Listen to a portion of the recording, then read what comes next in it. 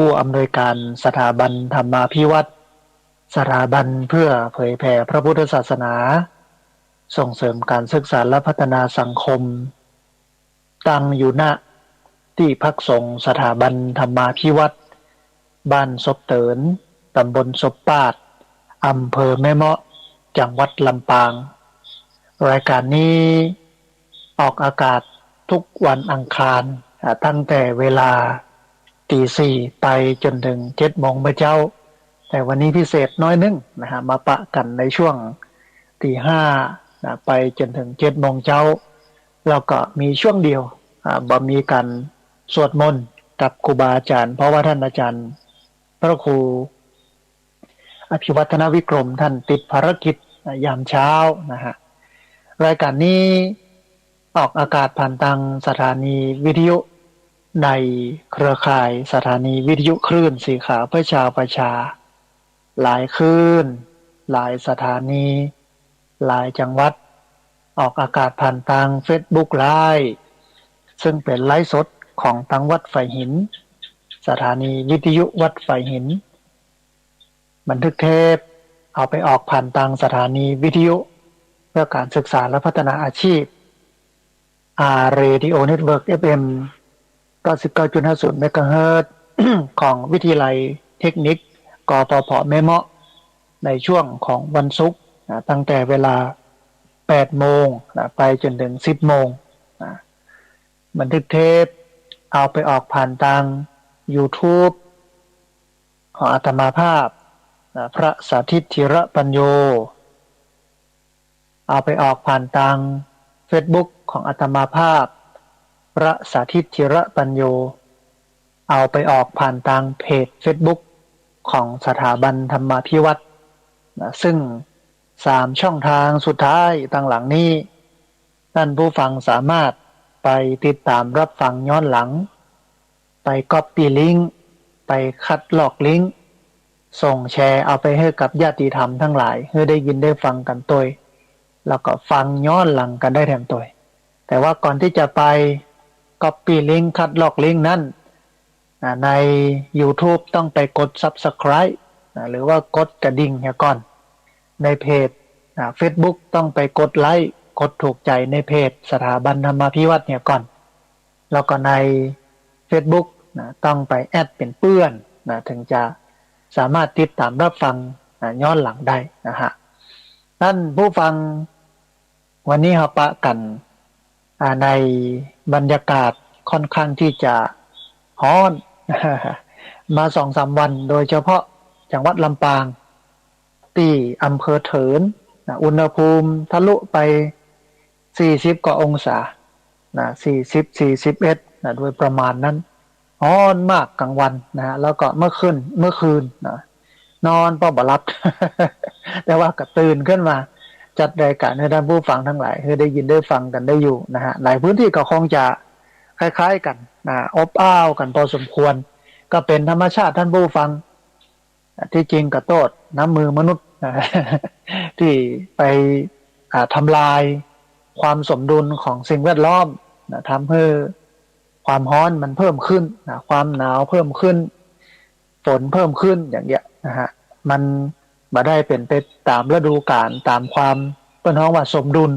ตามความเหมาะสมนะแล้วก็วันนี้สถานการณ์การแพร่ระบาดของโรคโควิด-19 หรือว่าโควิด-19 ค่อนข้างที่จะลดลงนะก็ตอนนี้ก็เหลืออยู่ประมาณ10,000ต้นๆสำหรับคนที่ติดโรคนี้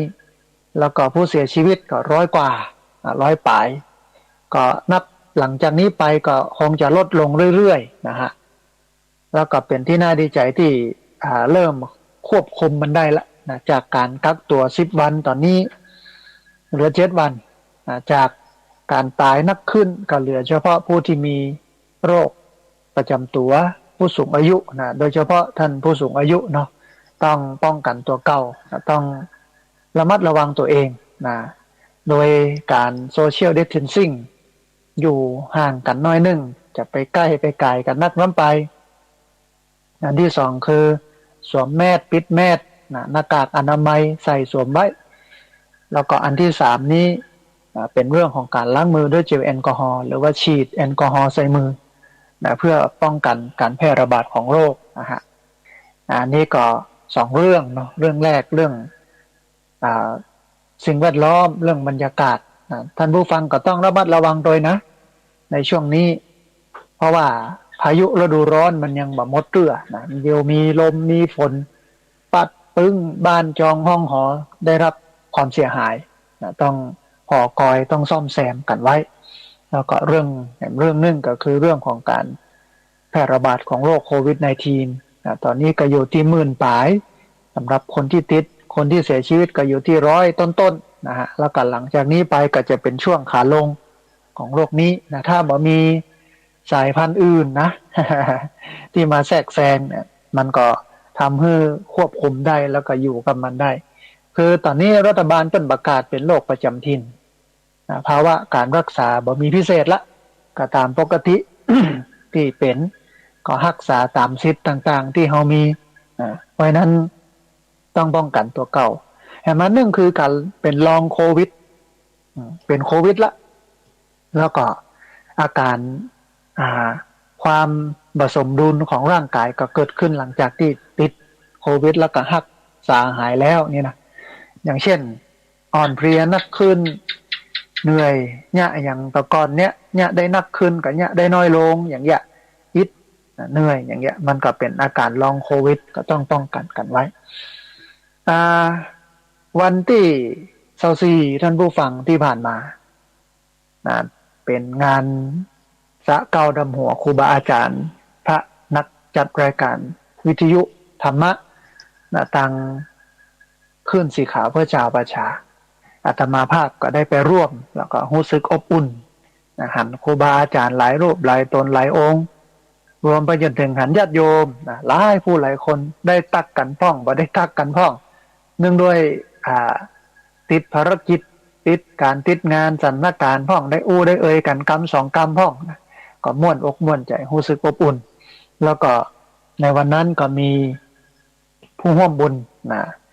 มาหลายผู้หลายคนก็คงจะได้ประกาศเอ่ยนามกันสักน้อยนึงนะฮะก็มีคุณโยมจิรพันธ์หม้อป้อเนาะบ้านหนองบัวแม่ขจารยังปะเป้าเชียงหายแม่พัดวง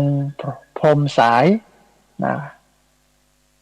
วงพรมสายบ้านหนองยางอันนี้อยู่ลำปางเนอะนะฮะแม่น้อยข่าวน้อยอันนี้อยู่บ้านขุนลาวแม่ลัดดากันทะวงอันนี้อยู่บ้านโป่งเทวียายละมุนสอนง่ายอันนี้อยู่แม่โจ้นะฮะมีคุณโยมจงแสงสุรเดชคุณโยมทัศนันสุรเดชคุณโยมมีบ้านอำเภอดอยสะเก็ดเชียงใหม่นะฮะมีป้อบุญยืนแม่บัวรวยอันนี้วังเหนือ อำเภอวังเหนือลำปางแม่อัมพรโลหะอันนี้อยู่เมืองลี้นะฮะมีแม่บัวรวยแรงเจริญบ้านปากคาร่องเคราะห์วังเหนือพ่อครูดิเลกแม่นำสุริยวงศ์อยู่ที่วังเหนือลำปางบ้านร่องเคราะห์แม่พ่องพันธ์ล่านวลบ้านสันหลวงเชียงรายนะฮะศรัทธาของหมู่บ้านปางปอยแล้วก็มีคุณโยมสุคำคุณโยมสว่างลาลิตาอยู่ที่บ้านหนองยางอยู่อำเภอเมืองลำปางมีแม่ถนอมอยู่ที่วังเหนือนะฮะมีคุณโยมสุวรรณคุณโยมสมศรีวงพงสายอันนี้ก็ได้ร่วมบุญถวายซองถวายปัจจัยมาก็ต้องอนุโมทนาบุญแล้วก็แฮมงานหนึ่งก็คืองาน ครบรอบ10 ปี1 ทศวรรษที่พักสงฆ์สถาบันธรรมาภิวัตรคุณค่าความหมายความดีความงามต่อสังคมซึ่งจะจัดขึ้นในวันที่17 สิงหาคมพุทธศักราช2565ที่จะถึงก็แฮมรายเดือนท่านผู้ฟังระหว่างนี้ก็ประกาศบอกกล่าวอันที่หนึ่งก็คือให้ญาติโยมได้มาร่วมเป็นเจ้าภาพปัจจัยถวายพระสงฆ์ก็มีอยู่หลายรูปมีหลายตนหลายองค์มีคนที่ได้ร่วมบุญมานักหนาจารีปัจจัยถวายพระสงฆ์เนี่ยก็9 รูปนะฮะรวม10 รูปเนี่ยรวมทั้งปุจจะมีอยู่10 ท่านนะใน10 ท่านนี้ก็จะถวายเปิ้นท่านละหรือว่ารูปละ 2,000 บาทนะฮะรูปละ 2,000 บาทตอนนี้ก็มีแม่จันเรือนใสแม่อมราวงแหวนแม่เดือนจินวางนะชุดหนึ่ง 2,000 บาทแล้วชุดที่2คือมีคุณโยมบุษบาจันทิพย์แหมชุดหนึ่งชุดที่3นี่คุณเครือมาศเลเทอร์ชุดหนึ่ง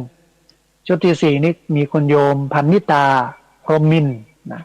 ก็เหลือแหมประมาณสัก6 ชุด5-6 ชุดท่านผู้ฟัง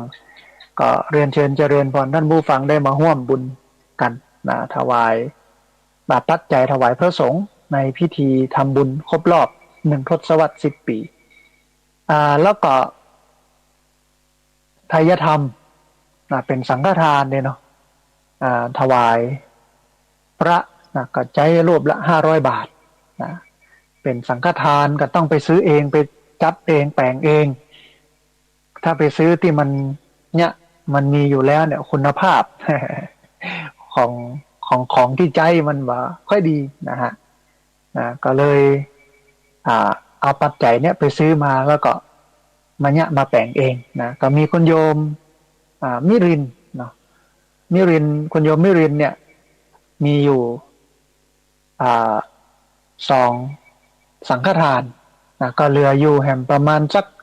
8นะฮะเพราะนั้นก็เรียนเชิญเจริญพรท่านผู้ฟังได้มาร่วมบุญกันตอนนี้ตัวหลังจากที่ถวายไทยธรรมสังฆทานเพื่อสงฆ์ผู้มาเจริญพระพุทธมนต์แล้วก็จะปากันไปปลูกต้นไม้ด้านหลังซึ่งเป็นศูนย์เรียนรู้ธรรมวิถีสถาบันธรรมาภิวัตรปลูกเขาไม้ปลูกอย่างต่างๆนี่นะฮะก็ เน้นเป็นต้นไม้ที่มันบพัดใบบอกว่าจะเป็นลำไยบอกว่าจะเป็นลิ้นจี่บอกว่าจะเป็นมะยงชิดอย่างนี้เป็นต้นเนาะมันคุ้มมันเงาเต็มด้านหลังทีนี้ถ้านักศึกษา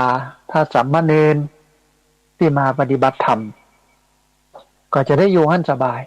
ไม่ต้องเดือดร้อนห้อนใจอย่างวุ่นวายอย่างนักละนะฮะเพียงแต่เอาเต็นท์เล็กๆของไผ่ของมันเนี่ยไปกางปืนต้นไม้อยู่ตัดปืนต้นไม้หั่นก็5 ปี6 ปีก็จะได้แล้วนะท่านผู้ฟังก็ห่มก็เงาแล้วนะ5-6 ปีเนี่ยนะฮะแล้วที่ผ่านมาก็ได้ผู้เชิญชวนท่านผู้ฟังได้มาร่วมบุญซื้อกระไม้ก็ตั้งไว้กระละ200 บาทก็มีคนโยมนามสกุลมุนเทียนเนี่ยเนาะจำชื่อจะชื่อเปิ้นเขียนบ่ชัดเจน แต่ว่านามสกุลมุนเทียนมีอยู่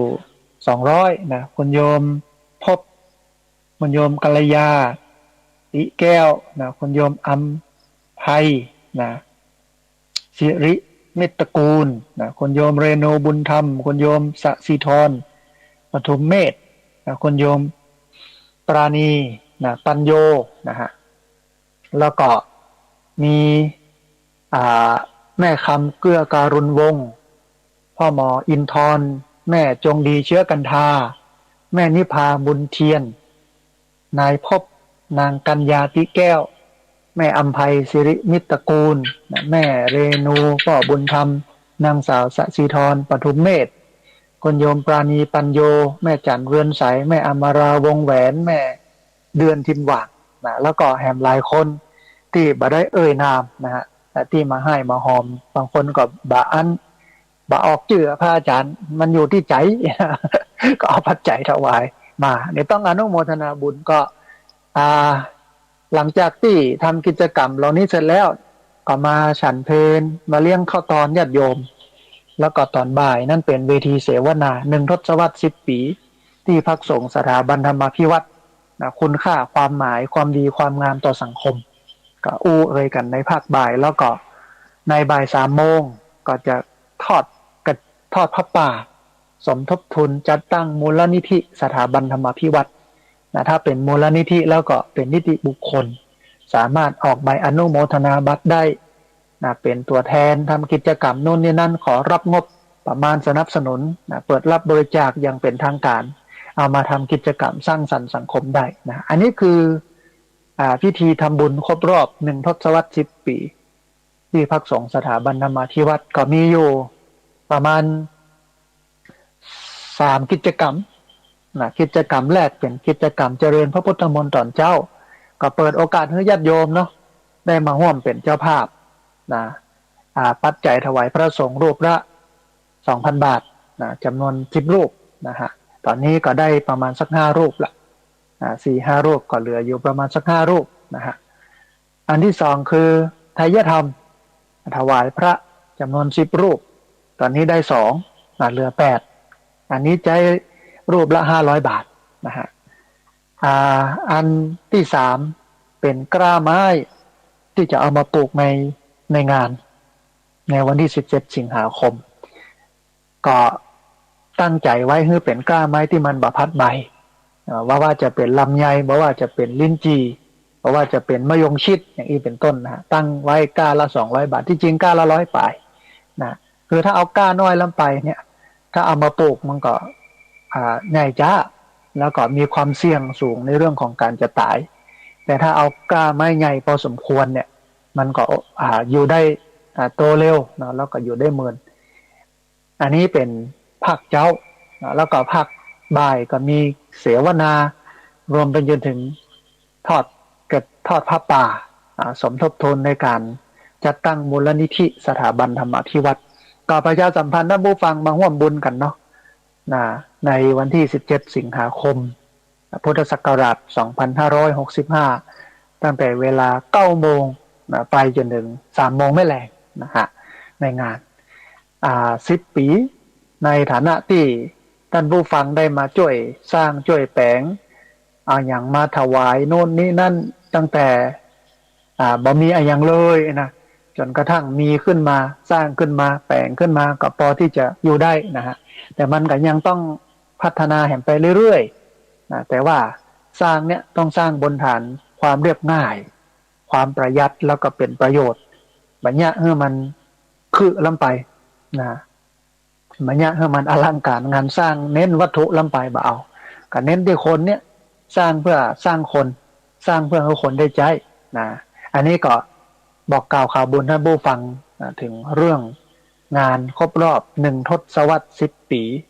ที่พักสงฆ์สถาบันธรรมาภิวัตรในวันที่17 สิงหาคมพุทธศักราช 2565 นะฮะท่านผู้ฟัง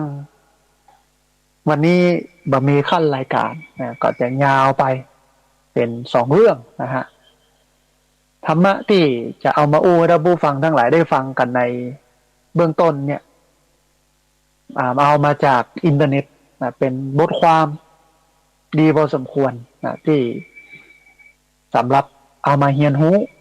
เอามาศึกษาเอามาตีตื่นเมื่อท่านผู้ฟังทั้งหลายได้เข้าใจเพื่อนบอกว่าที่สุดของคนคือเป็นคนธรรมดาที่มีความสุขหัวข้อบทความนี้เป็นตั้งชื่อไว้ว่าที่สุดของคนคือคนธรรมดาที่มีความสุข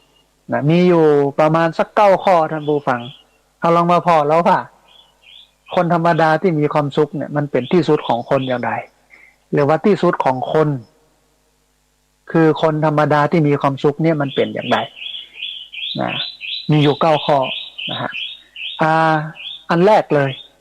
เปิ้ลบอกว่าท่ามกลางกระแสโต้เถียงร้อนแรงในโลกโซเชียลใน Facebook ใน LINE ใน Instagram อย่างต่างๆเนี่ยนะคนที่สบายใจที่สุดคือคนที่อ่านแล้วบ่แสดงความคิดเห็นเพิ่มความขัดแย้งใดๆเลย คือรับรู้เข้าใจว่าเดือดร้อนเป็นปัญหาอย่างนี้นี่นะอ่านแล้วแบบบ่ตอบบ่สร้างความบ่เพิ่มเติมความเดือดร้อนบ่เพิ่มเติมความขัดแย้งใดๆเข้าไปแถมหยุดที่เราเนี่ยอันนี้เป็นข้อแรกนะท่านผู้ฟังที่จริงก็ถ้าได้เนี่ยมันเป็นผลดีมากนะฮะเปิ้นบอกว่าท่ามกลางกระแสโต้เถียงร้อนแรงแห่งโลกโซเชียลคนที่สบายใจที่สุดคือคนที่อ่านแล้วบ่แสดงความคิดเห็นเพิ่มเติมหรือเพิ่มความขัดแย้งใดๆลงไปที่จริงมันก็เป็นอย่างนั้นท่านผู้ฟังอย่างช่วงนี้เนาะมีกระแสข่าวนะโดยเฉพาะลำปางดังมากนะอดีตเจ้าคณะอำเภอเนี่ยนะตั้งวงกันดื่มแล้วก็ร้องคาราโอเกะเนาะออกข่าวปุ๊บเนี่ยก็มีกระแสไม่ใช่ว่ากระแสวิพากษ์วิจารณ์นะเป็นการด่าทอไการด่าทอนี่เป็นการระบายอารมณ์ระบายอารมณ์สะใจม่วนงันเนี่ยแต่มันบ่นำไปสู่การแก้ไขมันบ่นำไปสู่การแก้ไขคืออาตมาไปดูเนี่ยโอ้คอมเมนต์นักนะคอมเมนต์เป็นพันหลายพันนะแต่ว่าไปไล่พอแล้วเนี่ยมันบ่มีอันไหนเลยที่เสนอทางออกที่เสนอทางแก้ไขนะที่จริงเรื่องนี้ถ้าเอากันจริงๆเนี่ยมันก็เป็นเพียงอาบัติปาจิตตีอาบัติเล็กๆนะแต่ว่าด้วยความที่สังคมมันฮับบ่ได้ต้นท้องว่าโลกติเตียนเป็นโลกะวัชชะนะก็ต้องซึกเพราะว่าโลกเป็นติเตียนนะขนาดศีล5ยังรักษาบ่ได้เนาะแล้วจะไปเอาอย่างกับศีล227ชาวบ้านประกาศคิดแบบนี้นะก็ต้องซึกไปโดยระบบที่ได้สร้างกันไว้อย่างนั้นแต่ว่า ไปดูไปพอไปกอยแล้วเนี่ยมันบ่มีบทความไหนอันใดที่นำไปสู่ความพัฒนานำไปสู่การแก้ปัญหากับเป็นเพียงการด่าทอด้วยอารมณ์ความรู้สึกแล้วบางคนนักไปกว่านั้นคือเนี่ยบ่ไหว้พระละบ่ศรัทธาในศาสนาละนะเนี่ยบ่เข้าวัดเข้าวาบ่ทำบุญก็ย้อนอย่างเงี้ยเนี่ยมันแต่ที่จริงมันก็เป็นอย่างที่เปิ้นอู้นะป่าตายตัวเดียวเน่าถึงคล้องนี่นะอาตมาภาพหรือพระสงฆ์ทั้งหมดนะก็ได้รับเอฟเฟกต์นะได้รับความเดือดร้อนไปตัวอย่างสมัยอยู่ที่เชียงใหม่เนาะวัดร่ำเปิงตะโปธารามถ้าข่าวออกพระออกเดือนหนึ่งไปบิณฑบาตตลาดต้นพยอมนะเชียงใหม่กลางเวียงเชียงใหม่เนี่ยคนก็บ่ค่อยใส่กันละนะแต่ถ้าซาไปก็ใส่น้อยนึงนะมันก็เป็นอย่างนั้นแต่ทีนี้เนี่ยถ้ามาอู้กับเรื่องของที่สุดของคนคือคนเป็นคนธรรมดาที่มีความสุขเนี่ยท่ามกลางกระแสโต้เถียงร้อนแรงในโลกโซเชียลคนที่สบายใจที่สุดก็คือคนที่อ่านแล้วบ่แสดงความเห็นเพิ่มความขัดแย้งใดๆเลยก็เข้าใจพอละนะอย่างเงี้ยนะฮะอันนี้คือที่สุดของคนคือเป็นคนธรรมดาที่มีความสุขข้อที่1นะข้อที่2ท่านผู้ฟัง มันบอกว่าท่ามกลางกระแสกลุ้มใจกับการหาเงินเพื่อใช้หนี้ก้อนโตให้เร็วที่สุดคนที่ปลดหนี้ได้ก่อนใครๆคือคนที่ยึดสร้างหนี้ใหม่ขึ้นแถมต่างหากนะคือถึงวันเนี้ยเสาะว่า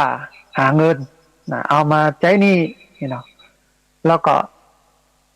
ปลดหนี้ได้ก่อนก็คือคนที่ยึดสร้างหนี้ใหม่เพิ่มขึ้นคือพยายามที่สุดระหว่างที่เฮากำลังปลดหนี้ที่เป็นอยู่เฮาก็บ่ไปสร้างหนี้ใหม่ขึ้นมานะบ่ไปสร้างหนี้ใหม่ขึ้นมาก็เคลียร์หนี้เก่าให้มันเสร็จอย่างที่พระพุทธเจ้าได้ตรัสนะความบ่เป็นหนี้เป็นสุขในโลกนะความเป็นหนี้เป็นทุกข์ในโลกอีนังทานังทุกขังโลเกนะความเป็นหนี้เป็นทุกข์ในโลกนะฮะอันนี้ข้อที่2นะท่ามกลางกระแสกลุ้มใจกับการหาเงินเพื่อใช้หนี้ก้อนโตนะคนที่ปลดหนี้ได้ก่อนใครแล้วก็ยึดสร้างหนี้ใหม่คือคนที่มีความสุขที่สุด อ่าวันก่อนวันที่24ซึ่งเป็นวันดำหัวครูบาอาจารย์พระนักจัดรายการวิทยุก็มีโอกาสได้สนทนากับครูบาอาจารย์พระนักจัดรายการนะโดยเฉพาะครูบาอาจารย์ที่ ทำงานด้านการพัฒนาสังคมนะเปิ้นก็เล่าให้ฟังว่าเดี๋ยวนี้ผมก็พยายามสร้างอาชีพให้ชาวบ้านนะให้มีรายได้นะทำโน่นทำนี่ทำนั่นกำลังประสานงานอาจจะบ้านมาฮับซื้อไปนะถ้ามีการมีงานเปิ้นจัดการจัดงานก็มาซื้อเอานี่ไม่ต้องไปซื้อที่ไหนนะแล้วเปิ้นก็บอกว่าถ้าคณะสงฆ์เปิ้นได้ช่วยประชาสัมพันธ์เนาะบอกกล่าวกันไปว่ามันจะดีมันจะงามมันจะเน็ตขนาดเนาะผมก็เลยอาตมาภาพนะก็เลยบอกว่าเนี่ยเศรษฐกิจกับจิตใจมันต้องไปด้วยกันนะพระเดชพระคุณหลวงพ่อพระพุทธพจน์วจนะวราพรท่านผู้ฟังที่อยู่วัดเจดีย์หลวงเป็นพระนักพัฒนาคือพัฒนาทั้งกายและใจให้ไปด้วยกันตึงกายตัวตึงใจตัวกายก็คือเรื่องของต้องอิ่มมีรายได้บ่มีหนี้สินใจก็พัฒนาจิตใจด้วยสมาธิด้วยวิปัสสนาด้วยสมถกรรมฐานวิปัสสนากรรมฐานด้วยธรรมะนะมันก็ไปด้วยกันล่องอย่างนั้นแต่ถึงวันนี้คนต่างโลกที่อยู่ต่างโลกก็บ่สนใจศีลบ่สนใจธรรมบ่เอาศีลบ่เอาธรรมเนาะคนที่อยู่ต่างธรรมก็เอาแต่ธรรมบ่เอาโลก ที่จริงแล้วมันต้องไปด้วยกันนะโลกอุปถัมภ์ธรรมธรรมค้ำจุนโลกเศรษฐกิจกับจิตใจมันต้องไปด้วยกันนะก็อันนี้คือข้อที่สองคือท่ามกลางกระแสกลุ้มใจกับการหาเงินเพื่อใจหนี้ก้อนโตให้เร็วที่สุดคนที่ปลดหนี้ได้ก่อนไขแล้วก็บ่สร้างหนี้ใหม่ขึ้นเพิ่มก็เป็นคนที่มีความสุขที่สุดนะฮะอันที่สามท่านผู้ฟังท่านบอกว่า ท่ามกลางกระแสพัฒนาโครงข่ายสื่อสารให้เร็วระดับ 2G 3G 4G ประเดี๋ยวนี้เปิ้น 5G แล้วเนอะ คนที่ได้ประโยชน์นักที่สุดคือคนที่ค่อยๆเลือกรับข่าวสารที่เป็นประโยชน์และบังคับการติดต่อกับครอบครัวเมื่อมีเหตุจำเป็นหาใช่คนที่จมไปกับกองขยะข้อมูลปฏิกูลข่าวสารถึงวันนี้มันหนักนะถึงขยะข้อมูลปฏิกูลข่าวสารเต็มไปหมดบึดโฆษณานั้นบึดโฆษณานั้นบึดโฆษณานี้หนังเรื่องนั้นละครเรื่องนี้ล้วนแล้วแต่บ่ได้ส่งเสริมเรื่องสติปัญญาเอาอารมณ์ความรู้สึกตบตุตีกันลูกผัวลูกเมียกันนะอาตมาภาพดูทีวีมาเป็น10 ปีแล้วนะ10 กว่าปีแล้วก็ดูทีวีมาเป็น10 ปีก็อยู่ได้นะท่านผู้ฟังนะมาดูทีวีมาเป็น10 ปีแต่ว่าฟังวิทยุตอนเช้าหลังจากที่ทำวัดสวดมนต์เสร็จแล้วอย่างแล้ว6 โมงเนาะก็เปิดเมื่อเช้าฟังข่าวมันก็รายงานข่าวมาเป็นเรื่องเรื่องนั้นเรื่องนี้คนนั้นคนนี้นะแล้วก็ในช่วงประมาณสัก7 โมงครึ่งถึง8 โมงเนี่ยก็มีรายการก้าวทันข่าวเนาะเพิ่นก็เอาหนังสือพิมพ์มาวิเคราะห์ให้ฟังเรื่องไหนที่เป็นกระแสที่เป็นเรื่องเด่นดังในวันนั้นก็เอามาอู้กันอย่างเงี้ยก็เลยขยะข้อมูลปฏิกูลข่าวสารเนี่ยก็เลยบอกให้ติดมา กับชีวิตต่อใดถ้าเป็นคนทั่วไปเนี่ยมันจมอยู่กับหนังอยู่กับละครอยู่กับเรื่องราวที่บ่ได้ประโยชน์ต่างประเทศเปิ้นก็มีทีวีเปิ้นก็มีรายการทีวีที่สร้างเสริมความรู้ให้กับผู้คนที่บ่รู้ก็ได้รู้ได้เข้าใจได้เรียนรู้ไปโดยผ่านรูปแบบสื่อผ่านบันเทิงแต่บ้านเฮาเนี่ยหนังดีละครก็ดีหนังก็ดีเนาะบัดติดฮิตฮอตต่างประเทศเปิ้นบ่เอาตัวนะเอากับบ้านเฮาเนี่ย แต่ว่าหนังหรือว่าซีรีส์ของต่างประเทศเนาะเปิ้นก็สอดแทรกวัฒนธรรมอย่างเกาหลีการขายอาหารจนอาหารเกาหลีโด่งดังนะส่งเสริมเรื่องของเสื้อผ้า เรื่องการนุ่งห่มอย่างเงี้ยเพิ่นก็ขายวัฒนธรรมของเฮานี่บ่ค่อยเท่าใดนะขายเรื่องลูกผัวลูกเมียตบตีกันบ่ได้ประโยชน์อันนี้คือท่ามกลางกระแสพัฒนาโครงข่ายสื่อสารให้เร็วระดับ 2G 3G 4G 5G คนที่ได้ประโยชน์นักที่สุดก็คือคนที่ค่อยๆเลือกรับข่าวสารที่เป็นประโยชน์แล้วก็ปฏิบัติขาดการติดต่อกับครอบครัวเมื่อมีเหตุจำเป็นบ่ใช่คนที่จมไปกับกองขยะข้อมูลปฏิกูลข่าวสาร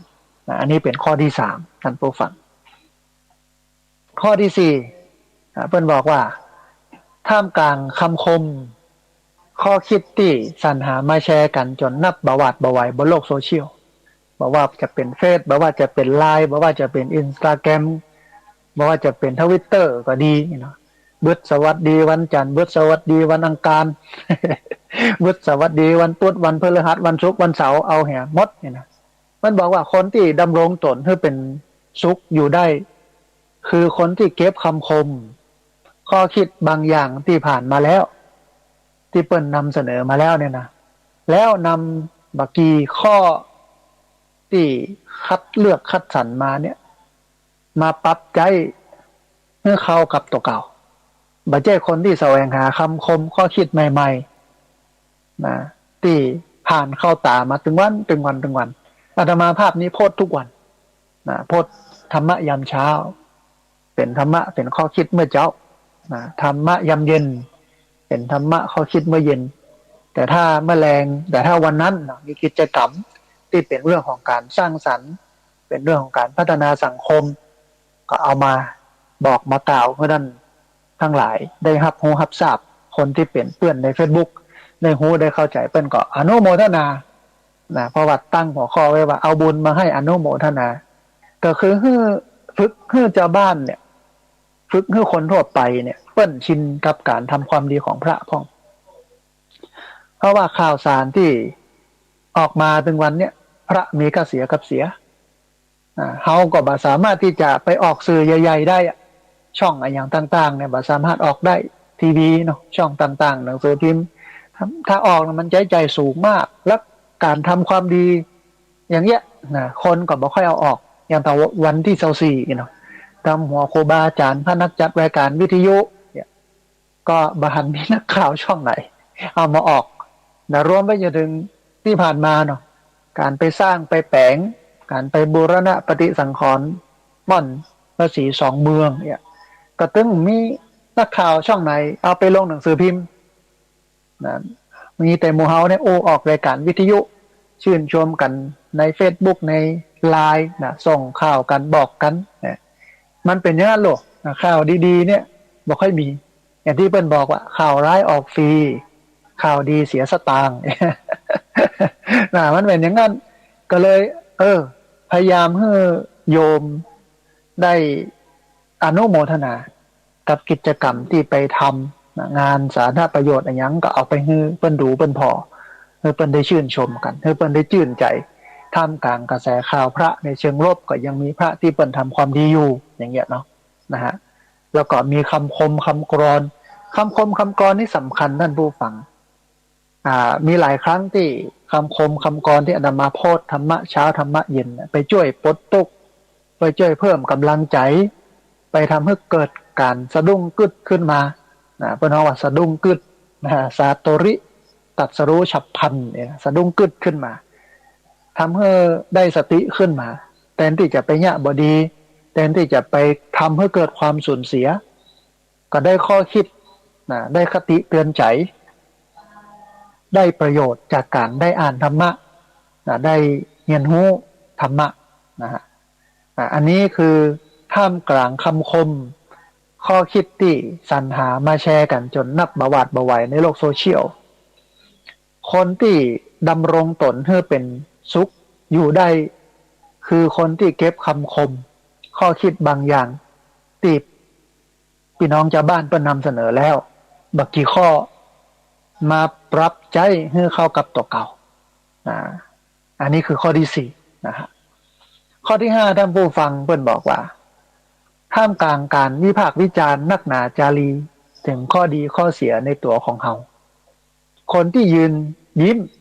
เชิดหน้าในสิ่งที่ถูกต้องแห่งตัวตนอยู่ได้คือคนที่บ่สนใจกับเสียงวิพากษ์วิจารณ์ที่บ่ฮู้จริงบ่ใจคนที่พยายามอธิบายให้คนเข้าใจอย่างเหน็ดเหนื่อยแต่ที่จริงก็เป็นอย่างนั้นการดำเนินชีวิตนะฮะใครจะวิพากษ์วิจารณ์ใครจะยังได้บ่สนใจคือเขาเข้าใจอยู่ว่าเขาทำความดีเขาทำความงามเขาทำถูกต้องเนี่ยแต่อย่างพี่น้องชาวบ้านทั่วไปเนี่ยแต่งชุดขาวเนี่ยจะไปงานคืนสีขาวไปตานวัดท่านไปตานวัดนี่นะไปม่อนพระศรีสองเมืองอย่างนี้เนาะคนที่เปิ้นบ่เข้าใจนะคนที่เปิ้นบ่โหมเฮาคนที่เปิ้นบ่ชอบเฮาเปิ้นก็วิพากษ์วิจารณ์นะพอเนี่ยนั้นเนาะสลิดใส่ชุดขาวได้ไปเตยเปิ้นพัฒกิจไปตานศีลธรรมก็บ่ใช่หามีเฮียเนี่ยคนเปิ้นบ่ฮู้เปิ้นบ่เข้าใจก็วิพากษ์วิจารณ์ไปแต่ถ้าเฮาไปอธิบายเฮาไปเถียงเฮาไปบอกไปกล่าวเปิ้นบ่ใจอย่างที่กึดนะมันเป็นอย่างอี้อย่างอี้อย่างอี้อย่างอี้เห็นนะมันก็เหนื่อยไว้นะบึดคนหนึ่งว่าก็ไปอธิบายให้คนหนึ่งฟังบึดคนหนึ่งว่าก็ไปอธิบายให้คนหนึ่งฟังยั่งเนี่ยมันต้องอธิบายให้ใครแต่ว่าบ่ต้องยั่งบอกบุญนะบอกไปร่วมบุญกันเนอะไปดำหัวโคบาอาจารย์ไปกินไปตานวัดนั้นวันนี้บอกถึงแม้เปิ้นจะย้อนกลับมาว่าสู่ยังไม่เนี่ยคนเดียวมาบอกข้าเนี่ยอย่างเนี่ยไม่เนี่ยของสู่คนเดียวนี่เนาะเขาก็เงียบเนี้ยนะคือเมื่อเป็นคนที่เชิดหน้าในสิ่งที่ถูกต้องนะสิ่งที่ทำอยู่เนี่ยถ้ามันถูกต้องดีงามเนี่ยเขาก็ไม่ต้องไปกลัวอย่างท่านผู้ฟังนะเนี่ยไปทำไปยืนยัดยืนยงยินดีอย่างอาตมาภาพเนี่ยมาฮับกิจนิมนต์ในงานสวดนะทุกงานเว้นไว้แต่เทศถ้านิมนต์ไปเทศเนี่ยก็ไปแต่ถ้าบัดนิมนต์ไปเทศเพื่อไปสวดเป็นพระประกอบพิธีกรรมหรือว่าหลายคนไปนักกว่านั้นก็คือไปรับจ้างประกอบพิธีกรรมนี่นะก็บ่ไปแต่ถ้าไปแล้วได้เทศได้บรรยายก็ถือว่าได้ไปทำหน้าที่ละก็ไปคนเปิ้นก็ว่าบ่ฮับกิจนิมนต์บ่สวดบ่หยังก็มันบ่ใช่กิจนิมนต์ที่ถูกต้องเฮาก็บ่จำเป็นต้องไปอธิบายนะเฮาก็เข้าใจในความมีอุดมการณ์ของเฮาปฏิบัติตามของเฮาเนี่ยนี่เนาะอย่างที่ผ่านมาเนี่ยหลายวัดหลายวาอาตมาภาพปรับระบบใหม่หมดเลยเนาะเข้าวัดเนี่ยวันพระวันศีลเนี่ยนะต้องเรียงเกิบให้เรียบร้อยจัดให้นั่งเป็นระเบียบเป็นแถวเป็นแนวเนาะเขาหันวัดธรรมกายอันนี้คือข้อดีของธรรมกายนะข้อเสียก็มีเยอะนะแต่ว่าข้อดีตั้งนี้เราก็ควรนำเอามาใช้คือความเป็นระเบียบแต่วิหารวัดเราเวลากินเวลาตานเวลาวันพระวันศีลมันยุ่งหยับปูกันวุ่นวายเป็นระเบียบบ่เป็นแถวบ่เป็นแนวเกิบเหี้ยหายยายาดเหี้ยเบอมันก็บ่ดูน่าจะเข้าไปทำบุญนะถ้าปรับได้ก็นี่ดีแต่ธรรมาภาพนี้ปรับมาเหมือนแล้วมาถึงปุ๊บต้องถอดรองเท้าเป็นระเบียบมานั่งเป็นที่เป็นตางที่พระเพิ่นจัดไว้ฮื้อเป็นระเบียบบนอาสนะบนเก้าอี้นั่งให้พร้อมให้ดีนี่นะเสร็จแล้วก็ใส่บาตรก่อนนะเบื้องต้นปูจานกันนำญาติโยมกล่าวคำถวายข้าวบาตรนะเสร็จแล้วก็บิณฑบาตใส่บาตรเรียบร้อยแล้วก็จุดเทียนธูปบูชาพระรัตนตรัยจุดธูปเทียนบูชาพระรัตนตรัยแล้วก็ไหว้พระแล้วก็มาสมาทานศีลสมาทานศีลแล้วก็มีอาราธนาธรรมฟังธรรมเสร็จแล้วถวายไทยธรรมเสร็จแล้วรับศีลรับพรเสร็จแล้วก็นั่งสมาธิเสร็จแล้วก็หยาดน้ำเสร็จแล้วก็ลาพระใช้เวลา1 ชั่วโมงบ่ยืนเยอะบ่หนักกว่านี้1 ชั่วโมงสบายแต่คนบ่ห่มคนห่มไปกินไปตานที่มันวุ่นวายมันย่ามมันเป็นวัดประจำรักนี่นะก็ไปกันอย่างนั้นแต่ก็ยืนยัดอย่างเงี้ยยืนยัดในสิ่งที่มันถูกต้องเชิดหน้า ชูตามันคงกับความดีความงามที่เราได้ทำอยู่เปิ้นจะเนี่ยอย่าได้เนี่ยอย่าได้ก็เรื่องเปิ้นเอาก็เนี่ยอย่างนี้นะอันนี้คือท่ามกลางการวิพากษ์วิจารณ์มากมายถึงข้อดีข้อเสียในตัวของเราคนที่ยืนยิ้มหน้าเชิดหน้าใส่สิ่งที่ถูกต้องแห่งตัวตนอยู่ได้ก็คือคนที่บ่สนใจกับเสียงวิพากษ์วิจารณ์ที่บอกหูจริงนะบ่ใช่คนที่พยายามอธิบายให้ผู้คนเข้าใจอย่างนิดเหนื่อยก็ใครจะเข้าใจบ่เข้าใจก็เรื่องนึงเอาก็ยะไปนะถ้ามีเวลาอธิบายก็อธิบายถ้าบ่มีเวลาอธิบายก็เป็นหยังเอาก็ยะเอาก็ทำไปนะเอาบ่จำเป็นนะอย่างตะวานี่ก็มีคำคมบทหนึ่งไปอ่านเพิ่นบอกว่าเขาจะไปถึงเป้าหมายได้จ้าถ้าเขายุดปลาก้อนหินใส่หมาทุกตัวที่เห่าหมาเห่าก็ยุดเอามาเห็นขว้างใส่นะเดินไปต่อถ้าเห่าแหมก็ยุดขว้างใส่มันก็จะทำให้เห่าได้ไปถึงจ้าแต่ถ้าเห่าบ่สนใจมาจะเห่าบ่เห่าให้จ้างมันเตอะเนี่ยนะไปโอไปเรื่อยมันก็จะถึงจุดหมายปลายทางแต่นี่มันเป็นนัยยะที่เปิ้นสอนให้เฮาฮู้ว่าก็จะไปสนใจกับผู้คนมากมายไก่กองอย่างยังถ้าเฮามัวไปสนใจชีวิตกับบ่ใช่ของเฮาเฮาบ่ใช่ตัวของเฮาละเฮาก็ต้องไปเล่นตามที่เปิ้นได้กำหนดไว้เฮือไปยะนั่นยะนี้เป็นอันเป็นนี่เฮาก็ยะของเฮาอย่างเงี้ยเป็นของเฮาอย่างเงี้ยอยู่ของเฮาอย่างเงี้ยกินเฮาตานของเฮาอย่างงี้ก็บ่ใช่เอาสตางค์เปิ้นมากินมาทานนู่นเนี่ยก็บ่ใช่เอาสตางค์เขามากินมาทานเฮาก็อยู่ของเฮาอย่างนะก็ทำไปนะแล้วก็อย่างเงี้ยมันจะมีความสุขไผจะเนี่ยจะได้ไผจะว่าจะได้ว่าจะได้จ้างมันเตอะนี่นะทำไปทำความดีความงามไปสนใจกินไปตานไปฟังวิทยุไปนะไปจะว่าโอ้เนี่ยนั่นสลิดได้เปิดวิทยุเสียงดังบักเสียงดังบอดเนี่ยนะก็จ้างเพิ่นเตอะไผจะว่าจะได้ว่าจะได้กับรอยนะเฮาก็ทำของเฮาไปนะอันที่6เพิ่นบอกว่าท่ามกลางกระแสการแข่งขันเล่าเรียนสะสมปริญญาเพื่อแสวงหาความก้าวหน้าทางการงานและอยู่กินดีอยู่ดีกินดีคนที่เอาตัวรอดกับภาวะเศรษฐกิจขาลงได้ส่วนหนึ่งคือคนที่มีปฏิภาณไหวพริบรู้จักผ่อนนักผ่อนเบา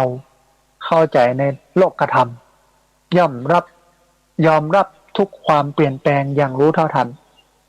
จะอยู่อย่างมีความสุขมันเป็นอย่างนั้นนะถึงวันนี้ก็ใบปริญญามันบ่รับประกันว่ามันจะประสบความสำเร็จนะคนที่ประสบความสำเร็จก็บ่ได้จบการศึกษาก็มีปะเลอะนะโดยเฉพาะคนยุคใหม่เนาะเปิ้นก็บ่ได้มองว่าระบบราชการเป็นระบบการทำงานที่ดีสำหรับเปิ้นละระบบเอกชนก็บ่ใช่เป็นระบบการทำงานที่ดีกับเปิ้นละก็มาเป็นผู้ประกอบการนะมาเป็นเฒ่าแก่น้อยเนาะมาเป็นเจ้าของธุรกิจส่วนตัวบางคนก็ทำ YouTube บางคนก็ขายของออนไลน์บางคนก็ทำโน่นทำนี่ทำนั่นที่มันบ่ต้องใช้วุฒิการศึกษาทำเองเป็นเจ้านายตนเองคนรุ่นใหม่เป็นอย่างนั้นก็มีประสบความสำเร็จกับนี้ประสบความสำเร็จก็มีกำลังประสบความสำเร็จก็มีกำลังไปสู่ความสำเร็จก็มีล้มเหลวก็มีแต่ทีนี้มันก็บ่ได้การันตีว่าการจบปริญญาแล้วมันจะมีความก้าวหน้าแต่ว่าอย่างน้อยจบปริญญามาแล้วระหว่างที่เรากำลังสร้างเนื้อสร้างตัวก็ไปเสาะหางานทำก่อนเข้าใบปริญญาเนี่ยไปสมัครได้งานเนี่ยก่อนทำงานไปงานรักก็ทำไปงานรองที่บอกว่าทำYouTube ขายของออนไลน์อย่างอินเทอร์เน็ตอย่างนี้นะก็ว่าเป็นงานรองแต่พองานรองมันได้ดิบได้ดีนักกว่างานรักก็ลาออกไปเลยมีหลายผู้หลายคนนะวันนี้คนรุ่นใหม่เนาะลาออกจากราชการนักนะเพราะว่าระบบราชการมันลัดตัวล้ำไปเงินเดือนมันน้อยล้ำไปแล้วก็ที่สำคัญคือมันเหนื่อยกับคนในระบบนั้นนะอย่างเงี้ยอย่างต้องขออนุญาตเนี่ยก่อนก็มีที่ผ่านมาก็มีทหารลูกศิษย์ลาออกมีครูนะก็ไปทำธุรกิจส่วนตัวก็กำลังสร้างเนื้อสร้างตัว ไปอย่างเงี้ยแต่ว่าต้องใจแข็งพอสมควรเพราะสังคมเปิ้นก็พอว่าเป็นครูอยู่ดีๆเป็นทหารอยู่ดีๆเนี่ยเวลาออกใหญ่เนี่ยแต่มันก็เป็นความสุขของเปิ้นนะเป็นความสุขของเปิ้นมาเลี้ยงงัวเป็นฟาร์มงัวเนาะเลี้ยงแปะปลูกต้นไม้ขายเนี่ยว่ากับม่วนของเปิ้นไปเนี่ยนะอยู่มีความสุขไปนะมันกับบัจใจเสมอไปว่าจบการศึกษาได้รับปริญญาแล้วเขาจะรุ่งเรืองเขาจะประสบความสำเร็จนะบางคนบัดได้ย่ำได้เฮียนแต่ว่ามีทักษะมีความสามารถเฉพาะตัวมีปฏิภาณไหวพริบดีเนาะก็ประสบความสำเร็จได้นะในกระแสวันนี้นะในโลกวันนี้นะฮะอันที่7ท่านผู้ฟังเพิ่นบอกว่าเสื้อสวยติดยศถาบรรดาศักดิ์สูงสุดย่อมติดภาระหน้าที่รับผิดชอบจนหมดอิสรภาพแห่งการใช้ชีวิตคนที่ยิ้มกว้างอย่างมีความสุขที่สุดหลายคนจึงแค่ใส่เสื้อเก่าๆที่ปราศจากตำแหน่งหรือหัวโขนหรือว่าบางคนยิ่งมีความสุขกว่าใครๆแม้ถอดเสื้ออยู่ก็สุขนักนะก็สุขเยอะคือมันมี2อย่างเนาะตำแหน่งให้งนยศถาบรรดาศักดิ์เนี่ยมันมากับความรับผิดชอบนะบางคนเนี่ยเป็นผู้ว่าเป็นรองผู้ว่าเป็นนายอำเภอเนี่ยนะอาตมาภาพได้เจอหลายผู้หลายคนบางคนเนี่ยถอดเครื่องแบบนะออกแล้ววันหยุดราชการเสาร์อาทิตย์เจอคนหนึ่งนายอำเภอท่านหนึ่งไปอยู่ที่ร้านพระ ไปส่องพระทำตัวสบายแบบอย่างก็ไผ่เป็นนายอำเภอเมืองนะเป็นนายอำเภอเมือง ทำตัวง่ายๆสบายแต่บางคนเข้าสวนปลูกพักฮักไม้อย่างเงี้ยแต่บางคนเนี่ยหัวโขนเนี่ยตำแหน่งเนี่ยมันติดอยู่ตลอดเวลาไปยึดติดกับตำแหน่งไปยึดติดกับหัวโขนเจ้านายความเป็นเจ้าเป็นนายติดอยู่หั่นกั้มคออยู่หั่นเนี่ยอย่างก็ต้องฮือลูกน้องเนี่ยถึงแม้จะเป็นวันหยุดก็ตามอย่างเงี้ยเพราะฉะนั้นเนี่ยยศศักดิ์ตำแหน่งมันมากับภาระหน้าที่รับผิดชอบแล้วก็ถ้ายึดติดกับยศศักดิ์ตำแหน่งเนี่ยก็จะบ่มีความสุขถ้าบ่ยึดติดเป็นคนมียศถาบรรดาศักดิ์แต่ว่าทำตัวสบายธรรมดานะสูงสุดคืนสู่สามัญอย่างที่เปิ้นบอกนะก็จะมีความสุขที่สุดเลยในการเป็นอยู่ในการทำงานในการประกอบอาชีพนะฮะอันที่8ท่านผู้ฟังเปิ้นบอกว่าทุกข์ที่สาหัสในหมวดของความยากจนก็คือทุกข์เพราะไม่เท่าบ่เต้าเปิ้นหลายคนผ่านทุกข์เพราะบ่มีมาได้ด้วยความขยันแถมผ่านทุกข์ที่บ่พอมาด้วยความอดออมแต่ต้องมาติดกับดักเพราะเอาตัวเองไปเปรียบเทียบกับคนอื่นว่ามีหนักกว่ามีน้อยกว่ายุดเปรียบเทียบชีวิตจะลุดบ่วงทุกข์อย่างมหัศจรรย์ที่จริงเป็นอย่างนั้นที่จริงเป็นอย่างนั้นมันอวดมันแข่งมันโก้เก๋มันมีมาอันนี้เป็นกับดักอันหนึ่งที่ทำให้เกิดความทุกข์หันเปิ้นมีหันเปิ้นมาก็ต้องไปซ้อแสวงหามีหามาเหมือนเปิ้นแล้วมีสินก็ตอยมาเต็มหลังเป็นปุ๊กเป็นขวะวุ่นวายเพราะฉะนั้นทุกข์ที่สาหัสในหมวดของความยากจนก็คือทุกข์เพราะบาเต้าคนอื่นบาเต้าหลายคนหลายคนผ่านทุกข์เพราะบ่มีมาได้ด้วยความขยันที่มันบ่มีทุกข์เพราะไม่มีเนี่ยผ่านมันมาได้ด้วยความขยันแถมผ่านด่านทุกข์ที่บ่ปอมาด้วยการอดออมทำให้เกิดความปอความมีแต่ต้องมาติดกับดักเพราะเอาตัวเองไปเปรียบเทียบกับคนอื่นว่าตัวเก่ามีน้อยกว่ามีหนักกว่าเพราะฉะนั้นหยุดเปรียบเทียบชีวิตก็จะหลุดพ้นบ่วงทุกข์นี้นะฮะที่จริงพุทธศาสนาก็เป็นอย่างนั้นไม่ต้องไปสนใจเปรียบเทียบอะไรอย่างกับไผอย่างใดก็ทำไปเท่าที่ ทำได้มีก็พอใจในสิ่งที่ตนมียินดีในสิ่งที่ตนได้นะกินทุกอย่างที่ปลูกทุกอย่างที่กินผลิตทุกอย่างที่ใช้ทุกอย่างที่ผลิตนะเป็นอย่างนั้นท่านผู้ฟังข้อที่9ข้อสุดท้ายท่านผู้ฟังก็บอกว่าคนปฏิบัติธรรมแล้วชีวิตดีขึ้นทันตาเห็นคือคนที่เข้าใจว่าต้องรู้เท่าทันจิตที่กำลังปรุงแต่งบ่ใช่บังคับจิตให้หยุดฟุ้งซ่านเพราะทันทีที่รู้ทันความรู้เท่าทันจะหยุดสภาวะทุกข์คือความโลภความโกรธความหลงนี้ได้ทันทีแต่ที่จริงเป็นอย่างนั้นท่านผู้ฟังการปฏิบัติธรรมของคนทั่วไปก็มุ่งที่ความสงบมุ่งที่ความสงบแต่แท้ที่จริงความสงบมันเป็นเพียงการกดทับทุกข์ไว้แต่มันบ่ทำให้พ้นทุกข์เพราะว่ามันยังบ่ได้ดึงรากเหง้าของทุกข์ที่มีอยู่เนี่ยออกไปจากใจถึงหมดถึงยวงเหมือนกับถางหญ้าเนี่ยถึงเวลามันก็ขึ้นแถมแต่ถ้าเป็นการทำวิปัสสนาเนี่ยมันก็เหมือนกันไปขุดหญ้านั้นออกมาเลยมันหมดถึงยวงมันก็บ่สามารถจะเกิดขึ้นมีมาได้แล้วนะก็เหมือนกับที่เพิ่นบอกว่าคนปฏิบัติธรรมแล้วชีวิตดีขึ้นทันตาเห็นคือคนที่เข้าใจว่าต้องรู้เท่าทันจิตที่กำลังปรุงแต่งบ่ใช่บังคับจิตให้หยุดฟุ้งซ่านก็คือรู้เท่าทันรู้เท่าทันก็คือการมีสติเพราะว่าการรู้เท่าทันเนี่ยมันจะหยุดความโลภความโกรธความหลงลงทำให้เกิดปัญญาขึ้นนะฮะอันนี้คือ9ข้อท่านผู้ฟังที่เป็นธรรมะเอามาฝากกับท่านผู้ฟังในเจ้านี้ที่ชื่อว่าที่สุดของคนคือเป็นคนธรรมดาที่มีความสุข9ข้อนะฮะทวนกันสักน้อยหนึ่งข้อแรกมันบอกว่าท่ามกลางกระแสโต้เถียงร้อนแรงแห่งโลกโซเชียลคนที่สบายใจที่สุดคือคนที่อ่านแล้วบ่แสดงความคิดเห็นเพิ่มเติมความขัดแย้งใดๆเข้าไปนะก็โหเป็นปัญหาโหมันเป็นอย่างนี้ค่ะกับเปรียบเทียบหรือว่ายกตัวอย่างมากับเรื่องข่าวของพระเนี่ยที่กำลังเป็นกระแสร้อนแรงเนี่ยนะโดยเฉพาะจังหวัดลำปางอาตมาภาพก็บอกว่าไปอ่านคอมเมนต์มีแต่ด่าระบายอารมณ์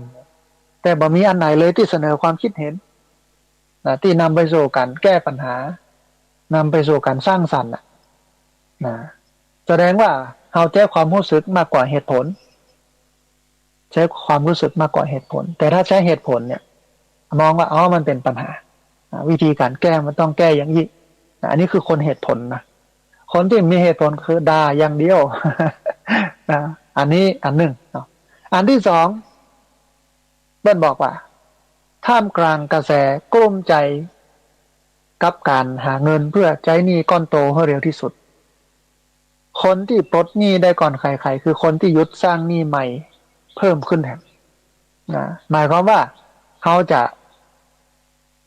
ปลดหนี้ก้อนเก่าได้เร็วก็คือเขาจะต้องมาสร้างหนี้ก้อนใหม่ขึ้นมาหยุดสร้างหนี้ก้อนใหม่ขึ้นมาแล้วก็ใช้หนี้ก้อนเก่าให้เร็วที่สุดมันก็จะมีความสุขกับการเป็นหนี้ในการมีหนี้เพราะว่ามันมีมาจ่ายนะฮะอันที่สามท่ามกลางกระแสพัฒนาโครงข่ายสื่อสารให้รวดเร็วระดับ 2G 3G 4G แล้วก็ตอนนี้ 5G คนที่ได้ประโยชน์นักที่สุดคือคนที่ค่อยๆเลือกรับข่าวสารที่เป็นประโยชน์แล้วก็บัดขาดการติดต่อกับครอบครัวที่เมื่อมีเหตุจำเป็นบ่ใช่คนที่จมไปกับขยะข้อมูลปฏิกูลข่าวสารถึงวันนี้มันนัดไหลไปตั้งอากาศนะขยะข้อมูลปฏิกูลข่าวสารไหลมาตั้งไลน์เดี๋ยวติ้งตองมาละไหลมาตั้งเฟซไหลมาตั้งทีวีไหลมาตั้ง YouTube Instagram Facebook เราต้องคัดกรองอันไหนที่ดีก็เอาอันไหนที่บ่ดีคัดออกถ้าจะไปเอาของดีบ่ดีมาสูนกันหมดเนี่ยมันก็จะมีแต่ขยะข้อมูลปฏิกูลข่าวสารอันที่สี่มันบอกว่าท่ามกลางคำคมข้อคิดที่สรรหามาแชร์กันจนนับบ่หวาดบ่ไหวบนโลกโซเชียล คนที่ดำรงตนให้เป็นสุขอยู่ได้ก็คือคนที่เก็บกำคมข้อคิดบางอย่างที่เขานำเสนอแล้วนำข้อคิดนั้นเนี่ยมาปรับใจให้เข้ากับตัวเก่าไม่ใช่คนที่แสวงหาคำคมคำกลอนนะอ่านแล้วก็ม่วนใจไปวันๆเนาะแต่ว่ามันมีอิทธิพลสูงคำคมคำกลอนข้อคิดเตือนใจอย่างสั้นๆนี่นะมันเป็นสิ่งที่เป็นประโยชน์บางคนเปิ้นหมดกำลังใจกำลังท้อแท้ในชีวิตได้มาอ่าน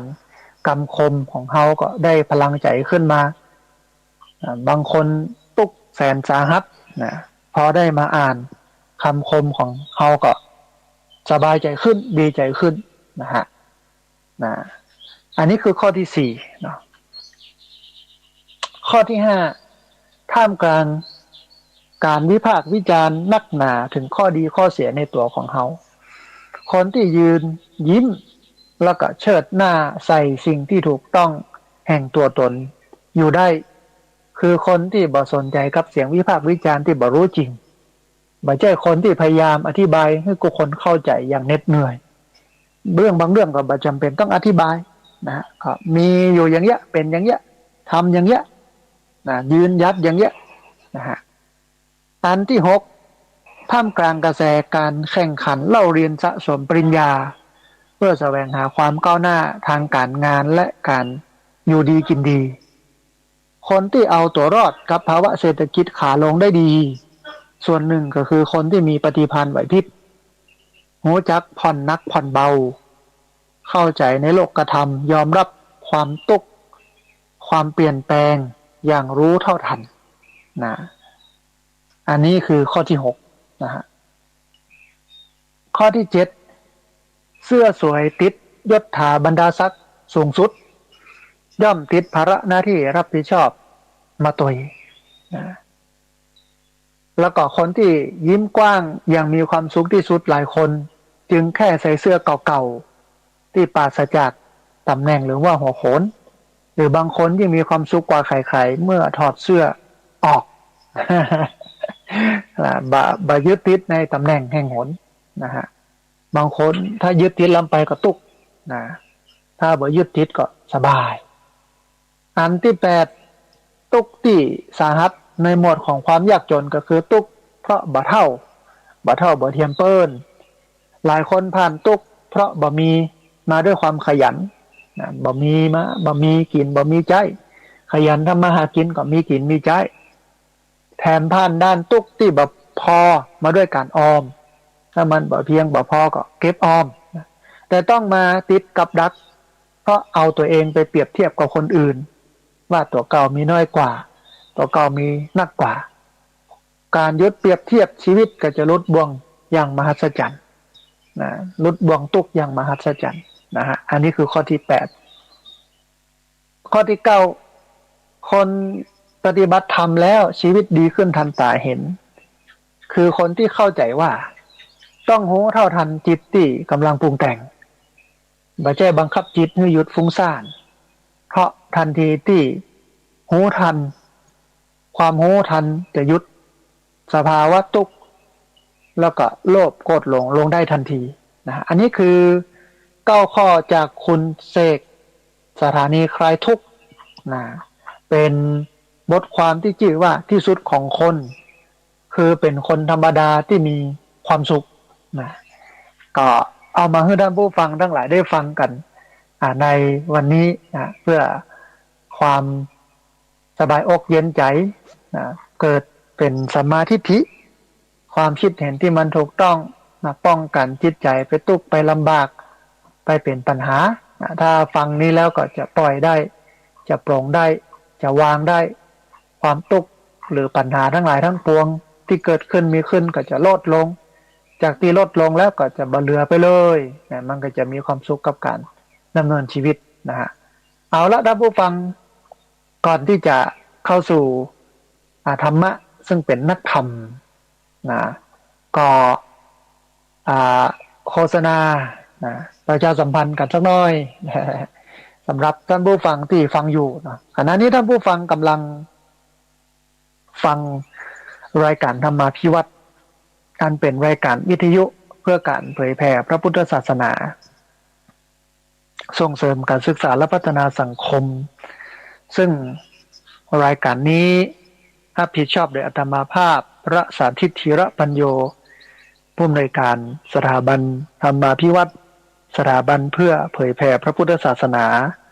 ส่งเสริมการศึกษาและพัฒนาสังคมตั้งอยู่ณที่พักสงฆ์สถาบันธรรมาภิวัตน์บ้านศพเตินตำบลศพปาดอำเภอแม่เมาะจังหวัดลำปางรายการนี้มีทุกวันอังคารในปกติมีอยู่2ช่วงเวลาตีสี่ไปจนถึงตีห้าแล้วก็ตีห้าเกิงไปจนถึง7 โมงไม่เจ้าแต่ว่าวันนี้พิเศษหน่อยนึงคือท่านอาจารย์พระครูอภิวัฒนวิกรมท่านติดภารกิจบ่สามารถที่จะอยู่นำสวดมนต์นำอย่างได้นะฮะก็เลยตัดเวลามาเป็นตีห้าถึง7 โมงนะฮะออกอากาศผ่านทางสถานีวิทยุในเครือข่ายสถานีวิทยุคลื่นสีขาวเพื่อชาวประชาหลายคลื่นหลายสถานีหลายจังหวัดออกอากาศผ่านทาง Facebook Live ซึ่งเป็นไลฟ์สดของทางวัดฝ่ายหินโดยท่านอาจารย์พระครูสมุวิศวัตวรกิจโจออกของท่านอาจารย์พระครูอภิวัฒนวิกรมตัวนะฮะบันทึกเทปเอาไปออกอากาศผ่านทางสถานีวิทยุเพื่อการศึกษาและพัฒนาอาชีพ R Radio Network FM 99.50 เมกะเฮิรตซ์ของวิทยาลัยเทคนิคกฟผ.แม่เมาะในวันศุกร์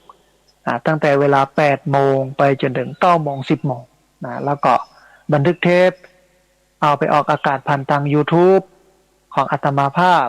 พระสาธิตธีระปัญโยเอาไปออกอากาศผ่านทาง Facebook ของอาตมาภาพพระสาธิตธีระปัญโยแล้วก็ในเพจ Facebook ของสถาบันธรรมาภิวัตน์ซึ่ง3ช่องทางสุดท้ายทางหลังนี้ท่านผู้ฟังสามารถติดตามรับฟังย้อนหลังสามารถก๊อปปี้ลิงก์คัดลอกลิงก์ส่งแชร์เอาไปให้กับญาติธรรมทั้งหลายให้ได้ยินได้ฟังกันได้แถมตัวในเบื้องต้นเนี่ยได้อยู่ประมาณสัก3เรื่อง4เรื่องโดยซ้ำไป4เรื่องเรื่องแรกก็เป็นเรื่องของการแพร่ระบาดของโรคโควิด -19 แต่เน้นย้ำให้ท่านผู้ฟังโดยเฉพาะผู้สูงอายุแล้วก็ผู้ที่มีโรคประจำตัวเรื้อรังต้องโซเชียลดิสแทนซิ่งอยู่ห่างกับพี่น้องชาวบ้านทั้งหลายทั้งปวงเข้าไว้2สวมหน้ากากอนามัย3ล้างมือด้วยเจลแอลกอฮอล์วันนี้สถิติคนที่ติดเนี่ยก็อยู่ที่ 18,000 นะฮะ 18,000 คนติดวันละ 18,000 คนแล้วก็รวมไปจนถึงผู้ที่เสียชีวิตอยู่100ต้น120คนแล้วก็ส่วนใหญ่ก็เป็นผู้สูงอายุตอนนี้รัฐบาลเปิ้นก็เปิดโอกาสให้พี่น้องชาวบ้านไปฉีดวัคซีนที่โรงพยาบาลส่งเสริมสุขภาพตำบลหรือรพสต.ก็มาออกเปิดสนามฉีดยาวัคซีนใกล้ๆบ้านเฮาเพราะฉะนั้นท่านใดที่พร้อมท่านใดที่แข็งแรงอยู่ก็ไปฉีดแต่ท่านที่บ่พร้อมบ่แข็งแรงก็บ่จำเป็นต้องไปก็ใช้ระบบโซเชียลดิสแทนซิ่งสวมหน้ากากอนามัยล้างมือด้วยเจลแอลกอฮอล์เอาแถมเรื่องนึงก็ถึงเรื่องสภาพอากาศเพราะว่าช่วงนี้ภาคเหนือของเรายังอยู่กับช่วงพายุฤดูร้อนมีลมมีฝนมีพายุเข้ามาก็ต้องระมัดระวังกันพี่น้องแถมเรื่องนึงก็เป็นเรื่องงานทำบุญครบรอบ10 ปีหรือว่า1 ทศวรรษที่พักสงฆ์สถาบันธรรมาภิวัตน์ซึ่งจะจัดขึ้นในวันที่17 สิงหาคมพุทธศักราช 2565 ในงานมีกิจกรรมนักหนาจารีพอสมควรบอกว่าจะเป็นตอนเจ้าเป็นพิธีสงฆ์พระสงฆ์9 รูปมาเจริญพระพุทธมนต์ตอนนี้ก็เปิดโอกาสให้ท่านผู้ฟังได้มาร่วมเป็นเจ้าภาพปัจจัยถวายพระสงฆ์รูปละ 2,000 บาทตอนนี้ได้อยู่ประมาณสัก4 รูปก็เหลือ5 รูปเนาะประมาณสัก5 รูปเจริญพรได้มาร่วมบุญกันตอนนี้อันที่2คือทายธรรมของที่ถวายแด่พระสงฆ์ก็ตั้งไว้10 กอง10สังฆทานเนี่ยนะ สังฆทานละ500 บาทนะฮะตอนนี้ได้ละ2 อันเหลือ8นะเหลือ8 ชิ้นนะฮะตอนเช้านะเป็นพิธีสงฆ์เสร็จพิธีสงฆ์เสร็จแล้วก็ไปร่วมกันปลูกต้นไม้ด้านหลังของศูนย์เรียนรู้ธรรมวิถีสถาบันธรรมาภิวัตรซึ่งก็มีอยู่15 ไร่นะฮะก็ปลูกต้นไม้ไปตั้งไว้ต้นละ200 บาทนะเป็นกล้าไม้200 บาทก็เป็นกล้าลำไยกล้าลิ้นจี่กล้าบะยงชิดกล้าแอปเปิลเมืองหรือว่าแอปเปิลสตาร์อย่างนี้เป็นต้นนะฮะก็คือท่านผู้ฟังได้มาร่วมปลูกได้มาร่วมบุญกันนะแล้วก็เลี้ยงเพลในวันงานท่านใดจะเอาอาหารขนมน้ำดื่มมาเลี้ยงผู้มาร่วมงานก็เจริญพรมาร่วมบุญกันได้ในวันที่17หลังจากที่กินข้าวน้ำข้าวตอนกันเรียบร้อยแล้วบ่ายโมงก็จะเริ่มเวทีเสวนา1 ทศวรรษ 10 ปีที่พักสงฆ์สถาบันธรรมาภิวัตรคุณค่าความหมายความดีความงามต่อสังคมก็คนที่ได้ประโยชน์จากที่พักสงฆ์สถาบันธรรมาภิวัตรก็มาอู้มาเอ่ยกันนะมาบอกมากล่าวกันนะหลายวิทยากรหลายคนนะในบ่าย3 โมงหลังจากที่เสวนาจบเรียบร้อยแล้วนะก็จะเป็นพิธีทอดผ้าป่า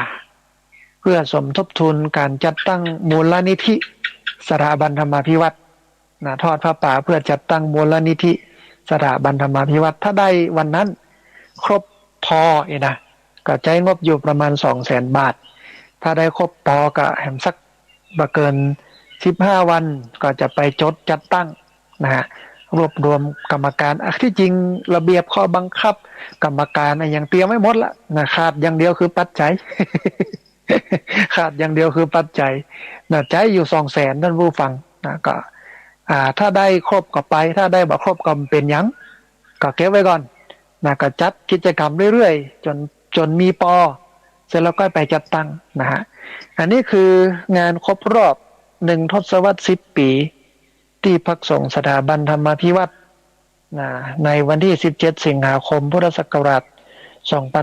2565ก็เชิญชวนท่านผู้ฟังเนอะได้มาร่วมบุญกันแล้วก็ได้อู้ถึงงานสะเกล้าดำหัวครูบาอาจารย์พระนักจัดรายการวิทยุในช่วงวันที่24ที่ผ่านมาก็มีหลายคนมาร่วมทำบุญนะโดยก็ได้เอ่ยนามบอกกล่าวไปเรียบร้อยละนะฮะแล้วก็ที่มาได้เอ่ยนามหลายคนสุมาอภัยนะฮะแล้วก็คนความสุขแบบเรียบง่ายเป็นคนธรรมดา9 ข้อก็ได้อู้เอ่ยบอกกล่าวให้ท่านผู้ฟังได้ฟังเป็นที่เรียบร้อยแล้วตอนนี้มาถึงช่วงที่2ของรายการแล้วก็ต้องขออภัยสำหรับวันนี้ที่บ่ได้เปิดสายท่านผู้ฟังที่ฟังอยู่ทางบ้านได้โทรเข้ามาร่วมเอ่ยกันได้โทรเข้ามาร่วมแสดงความคิดความเห็นกันเพราะว่าโทรศัพท์ที่รับสายเนี่ยตอนนี้รู้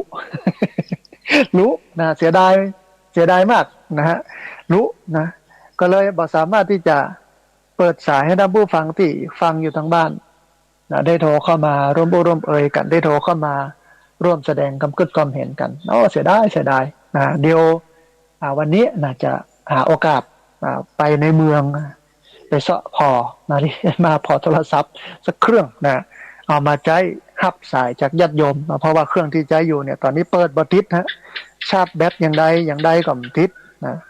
มันก็ใช้มาเมินแล้วเก่าแก่หลายๆแล้วก็เป็นรุ่นเก่าเนาะเป็นแถมมาด้วยซ้ำไปซื้ออันกล้องวิดีโออย่างสมัยนั้นหลายปีมาแล้วนะซื้อกล้องวิดีโอเปิ้นก็แถมมาก็เอามาใช้หับโทรศัพท์ของท่านผู้ฟังเนี่ยตลอดก็หลายปีแล้วจนปลุแล้วประเดี๋ยวนี้ก็เลยสามารถที่จะให้ท่านผู้ฟังทั้งหลายได้โทรเข้ามาหลังจากที่จบรายการแล้วก็โทรได้นะฮะเพราะว่าโอนสายไว้ให้มาเข้าแห่งเครื่องนึงแต่ตอนนี้ปิดไว้อยู่ ตอนนี้ปิดไว้อยู่นะฮะเดี๋ยวในช่วงสายๆเนี่ยก็จะเปิดอันสัญญาณให้ท่านผู้ฟังเพราะว่าโทรศัพท์ปกติเนี่ยในการจัดรายการวิทยุเนี่ยจะใช้อยู่3 เครื่องหนึ่งเอาไว้ออก นะเอาไว้ออกเครื่องหนึ่งเอาบันทึกเสียงเครื่องหนึ่งเอาไว้ฮับที่ญาติโยมโทรเข้ามานะมี3เครื่องตอนนี้รู้ไปเครื่องหนึ่งก็เหลือ2เครื่องนะฮะก็เลยบ่สามารถที่จะขับสายจากท่านผู้ฟังที่ฟังอยู่ทางบ้านจะโทรเข้ามาร่วมเอ่ยกันจะโทรเข้ามาร่วมแสดงความคิดความเห็นกันได้ในอาทิตย์ที่แล้วก็บ่ได้ออกสักกรรมนะพอดีท่านอาจารย์พระครูอภิวัฒนวิกรมเปิ้นติดภารกิจแล้วเปิ้นก็ที่จริงเปิ้นก็เสนอมาว่าเมื่อพระอาจารย์ออกผ่านทาง Facebook เสร็จแล้วกำเดียวผมจะรับสัญญาณจาก Facebook พระอาจารย์เนี่ยเอาออกไปนะแต่ด้วยความที่นี่เนี่ยที่พักสงฆ์สถาบันธรรมาภิวัตน์เนี่ยบ่ได้ใช้ไฟฟ้ากระแสหลักนะใช้โซลาร์เซลล์ท่านผู้ฟัง มันแสงสว่างมันบ่พอนะมันมืดคือถ้าออกอัน Facebook เนี่ยนะก็กึดกอยว่าเดี๋ยวไปเสาะพอโคมไฟโซลาร์เซลล์มาสักอันหนึ่งเอามาส่องพอนะถ้ามันสว่างก็ออกทางไลฟ์สดของ Facebook ได้อย่างเงี้ยนะแต่เตือนหน้าเนี่ยเดี๋ยวลองดูนะฮะเดี๋ยววันนี้เนี่ยในช่วงสายๆก็จะเคลียร์ตัวเก่าไปพอไปกอยอุปกรณ์อะไรอย่างต่างๆในในเวียงไม่เห็นสักน้อยหนึ่งนะฮะหรือบ้านก่อนวันพรุ่งนี้นะเพราะว่าพอกอยเวลาพอกอยสถานการณ์นะเอาละท่านผู้ฟังมาถึงนักธรรมนะโดยเฉพาะธรรมะที่อยู่ในนักธรรมธรรมวิภาคนะฮะซึ่งก็เป็นนั่นธรรมะที่พระสงฆ์สามเณรทั่วประเทศเปิ้นใจเฮียนกันในหมวดของนักธรรมนะพระที่บวชบวชเมินเนี่ยตั้งแต่3พรรษาขึ้นไปก็ต้องเฮียนนักธรรมนะนักธรรมชั้นตรีนักธรรมชั้นโทนักธรรมชั้นเอกเป็นพื้นฐานอาศัยความจำอาศัยความเข้าใจอย่างเงี้ยเนาะนะฮะแล้วก็ในนักธรรมชั้นตรีเนี่ยมันมีธรรมะอยู่หลายหมวดก็น่าสนใจในช่วงที่ผ่านมาก็เอามาท่านผู้ฟังทั้งหลายหลายเรื่องหลายราวมาวันนี้มาถึงหมวดที่6นะซึ่งเป็นหมวดที่7ขออภัยหมวดสุดท้ายของหมวด7พอดีเดี๋ยวในอาทิตย์หน้าก็เข้าสู่หมวดที่8นะในหมวดที่8ตอนนี้ก็อยู่ในหมวดที่7ซึ่งเป็นธรรมะข้อสุดท้ายในหมวดที่7ก็คือเรื่องของโพชฌงค์ที่จริงเขาก็ได้ฟังกันมันเขาก็เคยพอที่จะได้รู้ความหมายเวลามีไผบ่สบายเนาะเขาก็สวดโพชฌงค์คือคนที่บ่สบายเนี่ยได้เข้าใจได้รับรู้นะแต่ที่จริงมันมีธรรมะที่ซ่อนอยู่ในโพชฌงค์นี้นักหนาจารีพอสมควรนะเบื้องต้นเขามารู้ความหมายก่อนนะโพชฌงค์เนี่ยหมายถึงธรรมเป็นองค์แห่งการตรัสรู้คือธรรมที่เป็นองค์ประกอบสนับสนุนให้ตรัสรู้ให้บรรลุมรรคผลนิพพานเป็นคุณธรรมที่ปลุกเร้าใจที่ให้มันรู้ให้มันตื่นให้มันเบิกบานโพชฌงค์เนี่ยเป็นธรรมะที่ปลุกเร้าจิตใจให้คนทั้งหลายเนี่ยเป็นผู้รู้ผู้ตื่นผู้เบิกบานมีอยู่7อย่างนะมีอยู่7อย่างอันแรกสติสัมโพชฌงค์สติสัมโพชฌงค์ก็หมายถึงธรรมที่เป็นองค์ประกอบหรือธรรมที่เป็นองค์แห่งการตรัสรู้ก็คือสติสัมโพชฌงค์นี่คือตัวสติที่นึกถึงอารมณ์ที่เป็นสติปัฏฐานก็คือกายเวทนาจิตธรรมเป็นอารมณ์อยู่กับกรรมฐานโดยเฉพาะกายเวทนาจิตธรรมนี่เป็นอารมณ์การนึกถึงสิ่งที่เป็นอดีตที่ผ่านมาได้การนึกถึงสิ่งที่เป็นปัจจุบันสิ่งที่กำลังจะประสบอยู่เฉพาะหน้าได้การนึกถึงอนาคตสิ่งที่จะพึงเกิดขึ้นในการข้างหน้าได้อันนี้คือสติสัมโพชฌงค์คือมีสติรู้ตัวรู้คิงรู้เนื้อรู้ตัวว่าขณะนี้กำลังเนี่ยยังอยู่กำลังเป็นยังอยู่อย่างเงี้ยนะฮะมีสติสัมโพชฌงค์โดยเฉพาะการระลึกรู้ในสติปัฏฐาน4ก็คือในกายคือร่างกายนี้ในเวทนาก็คือความรู้สึกซึ่งเกิดขึ้นกับกายมีอยู่3อย่างนะสุขทุกข์แล้วก็เฉยๆ มีจิตก็คือความคิด มีธรรมก็คือสิ่งที่เกิดขึ้นกับจิตส่วนใหญ่ครูบาอาจารย์ก็จำเพาะเจาะจงเป็นเรื่องนิวรธรรมทั้งห้าชอบบ่ชอบง่วงนอน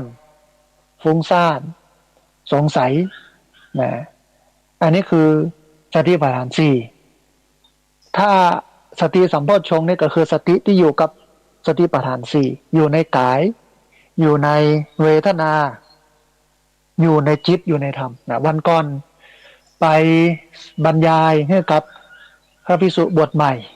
ที่วัดดงลานตำบลบ้านปิ่นอำเภอรองจังหวัดแพร่เมื่อได้ฟังเรื่องนี้สติปัฏฐานสี่โดยเฉพาะวิปัสสนากรรมฐานตามแนวสติปัฏฐานสี่นะเพื่อเปิ้นได้รู้ได้เข้าใจก็ได้เรียนรู้กันพอสมควรกับเรื่องนี้อันนี้คือข้อแรกนะสติสัมโพชฌงค์มีสติระลึกรู้ตัวทั่วพร้อมอยู่ตลอดเวลา อันที่สองธรรมวิจัยสัมโพชฌงค์ก็หมายถึง ธรรมเป็นองค์แห่งการตรัสรู้คือธรรมวิจยะก็คือความเป็นผู้ฉลาดในการเลือกเฟ้นคัดสรรธรรมทั้งที่เป็นฝ่ายดีแล้วก็บดีฮือหูฮือหันว่าธรรมะฝ่ายดีคือกุศลเป็นธรรมที่ควรรู้ควรเห็นควรบำเพ็ญให้เกิดขึ้นในตนให้มันยิ่งขึ้นไปธรรมที่เป็นฝ่ายบดีคืออกุศลเป็นธรรมที่บ่ควรหูควรเห็น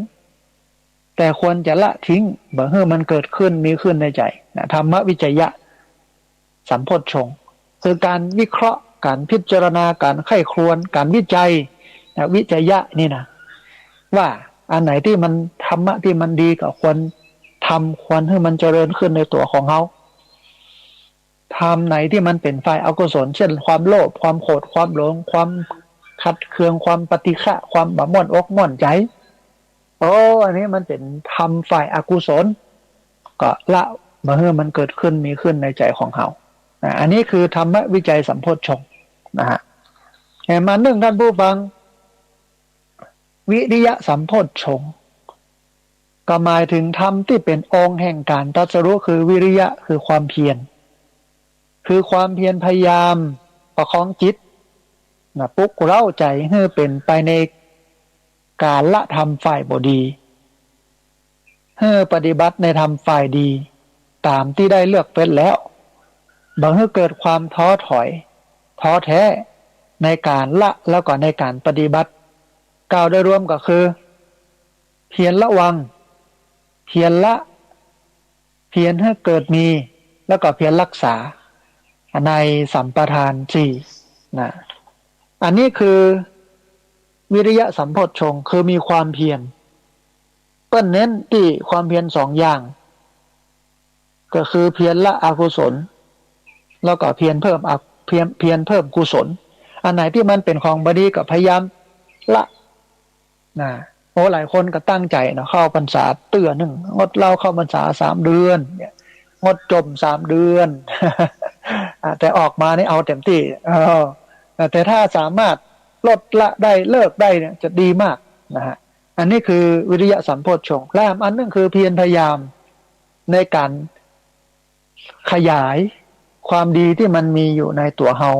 หรือที่เฮากำลังทำอยู่ให้มันเพิ่มขึ้นให้มันนักขึ้นให้มันดีขึ้นอันนี้คือวิริยะสัมโพชฌงค์แห่งมันนึงคือปิติสัมโพชฌงค์ปิติสัมโพชฌงค์เนี่ยก็หมายถึงธรรมที่เป็นองค์แห่งการตรัสรู้คือปิติอาการเอิบอิ่มแช่มชื่นของจิตที่ต่อเนื่องจากการละอกุศลธรรมปฏิบัติแต่กุศลธรรมตามที่ได้เพียรพยายามมานั้นเกิดเป็นความสุขใจพอใจกับการปฏิบัติของตัวเก่าส่งผลให้ร่างกายเนี่ยมันพลอยสดชื่นแจ่มใสไปโดยเมื่อมีกายใจที่เป็นสุขอย่างนี้ก็สามารถจะปฏิบัติธรรมขั้นสูงต่อไปได้โดยง่ายอันนี้คือปิติสัมโพชฌงค์นะปิติความอิ่มใจความสุขใจความเบาใจ